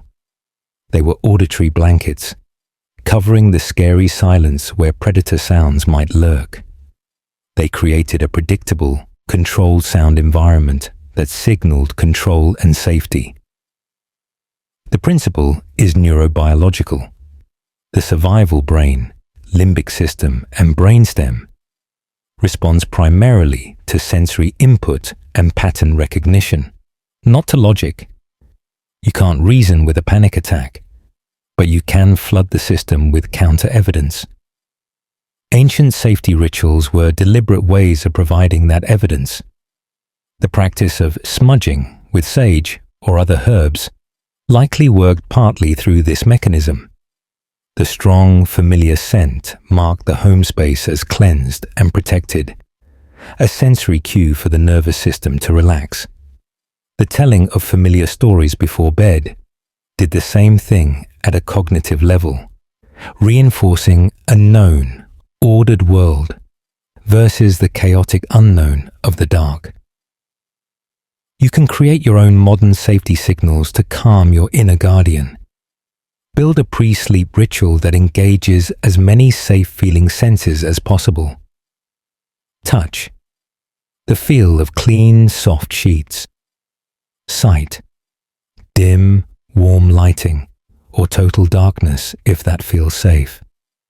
Sound. White noise, a fan, or gentle, repetitive music. Smell. A drop of lavender oil on your pillow. Taste. A sip of herbal tea. Consciously notice each one and let it register as a safety report to your brain. Another powerful method is progressive muscle relaxation, tensing and releasing each muscle group. This sends a direct message from the body to the brain. We are not in fight or flight mode. The muscles can let go. It's a physical override for anxiety. A beautiful example is the Inuit practice of singing ayayait, jugging songs, to babies. These are soft, rhythmic, repetitive songs sung with the baby held close, skin to skin. The combination of touch, rhythmic sound, and vocal vibration is a triple sensory signal of safety, teaching the infant's nervous system from the very beginning how to calm down. Adults use similar lullabies on themselves, intuitively knowing that the childish part of the brain that fears the dark responds to the same comforts. Tonight, you're the adult and the child. Speak kindly to your own survival instinct. You might mentally say, "Thank you for keeping me safe today. Your watch is over now. I am in a secure place. You can rest." Then, systematically survey your environment. You are sheltered. You are warm. You are nourished. You are not in immediate danger. Feel the truth of each statement. This is not denying real-world problems. It is creating a necessary parenthesis of absolute safety for restoration. Your survival brain needs this clear sensory permission to switch from guard duty to repair mode. Grant it that permission. Feel the release that follows, a softening that starts in your forehead and flows down through your jaw, your shoulders, your belly, all the way to your toes. You are safe. For these next hours, that is the only truth that matters, and it is enough. Ancient techniques for changing perspective. Deliberately stepping into another's shoes, another time, or even an animal's view to shatter a mental deadlock. A slight shift in position brings a whole new array of pressures and comforts into awareness. This physical change is a miniature version of a potent ancient mental technology. When stuck in a rigid viewpoint, a grudge, a creative block, a sense of hopelessness, our ancestors didn't just try to think harder. They deliberately shifted their perceptual vantage point. A shaman might become an eagle in a trance to see the village from above, gaining a strategic overview. A storyteller would narrate a conflict from the perspective of each character, fostering empathy. The Stoics practiced premeditatio malorum to see their present from the imagined viewpoint of a future self who had lost everything, thereby revealing present blessings. These were sophisticated tools for breaking the hypnotic hold of a single, suffering self. This practice works because our thoughts and emotions are rooted in our psychological standpoint. Your brain constructs your reality based on where you believe you are located. Change the standpoint, and you change the entire mental landscape. Cognitive flexibility, the ability to switch between perspectives, is a hallmark of psychological health and creativity. Ancient techniques force this flexibility through deliberate imaginative exercises. By seriously asking, "What does the river think of my problem?" or "How will this look to me in 10 years?" you break the frame of your habitual egocentric thinking. You introduce new variables and solutions that were invisible from your original stuck position. It's a form of mental travel. You return to your problem with souvenirs of insight from other points of view. You can harness this ancient trick with a simple, structured method. First, clearly define the stuck thought or feeling. Second, choose your new vantage point. Will it be temporal, your future self? Spatial, viewing your life from a mountaintop? Personal, the perspective of someone you disagree with? Or even non-human, a tree, a family pet? Third, mentally inhabit that perspective for a few minutes. Imagine what that entity sees, values, and prioritizes. What is trivial from there? What is paramount? Fourth, return to your own perspective and note what has changed. Often, the problem itself transforms. A financial worry from the view of your 80-year-old self might become a minor blip in a rich life story. A colleague's annoyance from their own perspective might reveal a hidden stress. The goal isn't necessarily agreement, but liberation from the prison of a single narrative. History offers profound examples of institutionalized perspective taking. The ancient Egyptian negative confessions required the deceased to declare before Osiris, "I have not caused pain. I have not caused hunger." This was a life review not from the viewpoint of personal achievement, but purely from the impact on others, a radical shift from ego to community. Similarly, the Maori concept of wakapapa, the recitation of genealogies, places an individual within a vast intergenerational chain, shifting perspective from I to a link between ancestors and descendants. This fosters responsibility and reduces the weight of personal crisis. Tonight, as you rest, practice a gentle inward perspective shift on the day itself. See it not as a series of tasks, but as a landscape you traveled through. You were the traveler. The weather was your emotions. The landmarks were your interactions. From this detached panoramic view, the day loses its sharp edges and becomes simply a journey. Now, shift perspective once more. See this day as a single thread in the vast tapestry of your life. This thread might be a dark color, a bright one, or a tangled knot. But from the view of the whole tapestry, it is essential to the pattern. This double shift grants you the freedom to be both the participant and the wise witness of your own life. And in that freedom, every deadlock eventually loosens, because you are no longer pushing against it from only one side. You are surrounding it with understanding, and understanding, like water, always finds a way through. Timeless mental lessons passed down through ages. The simple, profound whispers from the past that still have the power to quiet the noise of the present. And now, you have reached the quiet harbor at the end of this long, gentle voyage through the minds of those who came before. The final lesson, the one woven through all 40 of these sections like a golden thread, is perhaps the simplest and most profound. You are not alone in time. Every struggle you face, every moment of clarity you seek, every fear that grips you in the dark, every spark of joy that lights you up, has been met, sought, felt, and cherished by countless generations. They were not perfect, but they were perceptive. They left maps carved in story and ritual.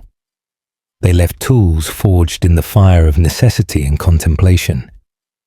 They left whispers in the wind, in the shape of symbols, in the steps of dances, not because they had all the answers, but because they learned, through sheer lived experience across millennia, what helped the human spirit bend without breaking, what helped the heart stay open in a world of sharp edges, what helped the mind find stillness within the storm.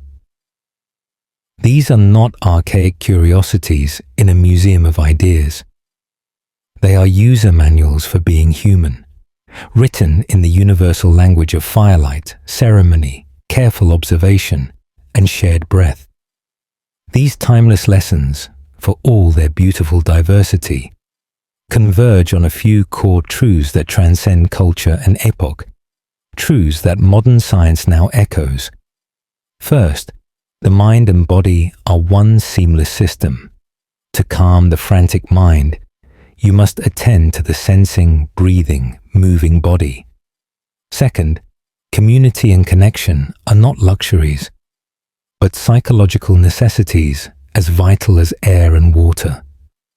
We think, heal, and find meaning in relationship, to each other, to our ancestors, and to the living world. Third, meaning is not found like a lost coin, but made, woven through the stories we tell ourselves, the rituals we perform, the intentional framing of our experience from hardship to hero's journey. And fourth, peace is not the absence of challenge, but the presence of perspective. The cultivated ability to see your small, precious, fleeting life within a larger, kinder, more eternal story.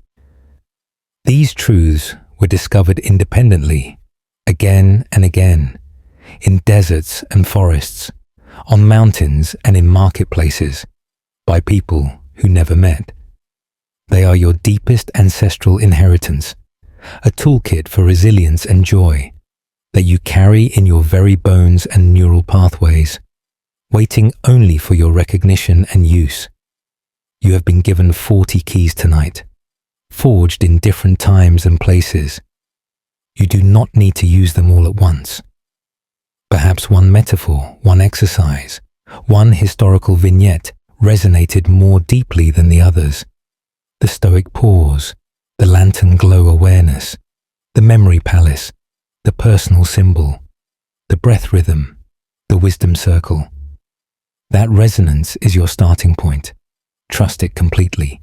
It means an ancient part of you, a part that remembers, recognizes an old friend, a forgotten but familiar way of being. Begin there. Practice that one thing, not as a chore, but as a gentle experiment, a conversation with the past. Let it become a quiet habit, a new thread woven into the fabric of your days. Over time, as your trust grows, you will naturally reach for another key, and then another. This is not a rigid curriculum to master, but a living garden to tend. The seeds of these wisdoms are already within you, sleeping in your DNA and the structure of your consciousness. These ancient whispers are just the rain and sunlight helping them sprout and grow into the unique, magnificent tree of your life. So as this journey of words ends, your own practice begins. It begins not tomorrow, but right now, in this moment of quiet completion. You have listened. You have absorbed. You have rested. That in itself is an ancient and radical act of wisdom, knowing when to receive and when to simply be, to integrate without effort. The final, most tender whisper is this: you are enough. You have always been enough. Your struggles do not make you deficient. They make you part of the human story. Your search for peace does not mean you are broken. It means you are alive to the possibility of wholeness. And you are now equipped, as your ancestors were, to meet the world with a little more calm, a little more clarity, a little more compassion, and a heart that knows its own timeless strength. You are a bridge between ages, holding a lantern passed from hand to hand across the centuries. Carry that knowing, that gentle light, into your dreams. Let it be the ground from which your new day grows, and the lens through which you see, at last, the enduring beauty of your own existence. The voices of the past now fade into a soft hum, like the distant memory of a stream. You have traveled far in your mind, but your body is here, heavy and warm, held by the night. Let each insight, each ancient trick, settle into the soil of your being. There is no need to hold on to them tightly. They are not tasks, but gifts, and they will be there for you when you need them. Feel the immense kindness in this act, the generations of trial and error, of observation and care, all distilled into whispers meant to ease your journey. You are the beneficiary of that great human project of understanding. And in receiving it, you become a link in that chain, a future ancestor to your own tomorrows. Now, let it all go. Let the words dissolve. Let the knowledge become silence. There is only breath.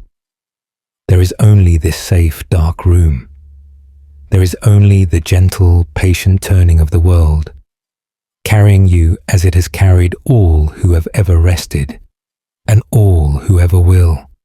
You are held. You are home.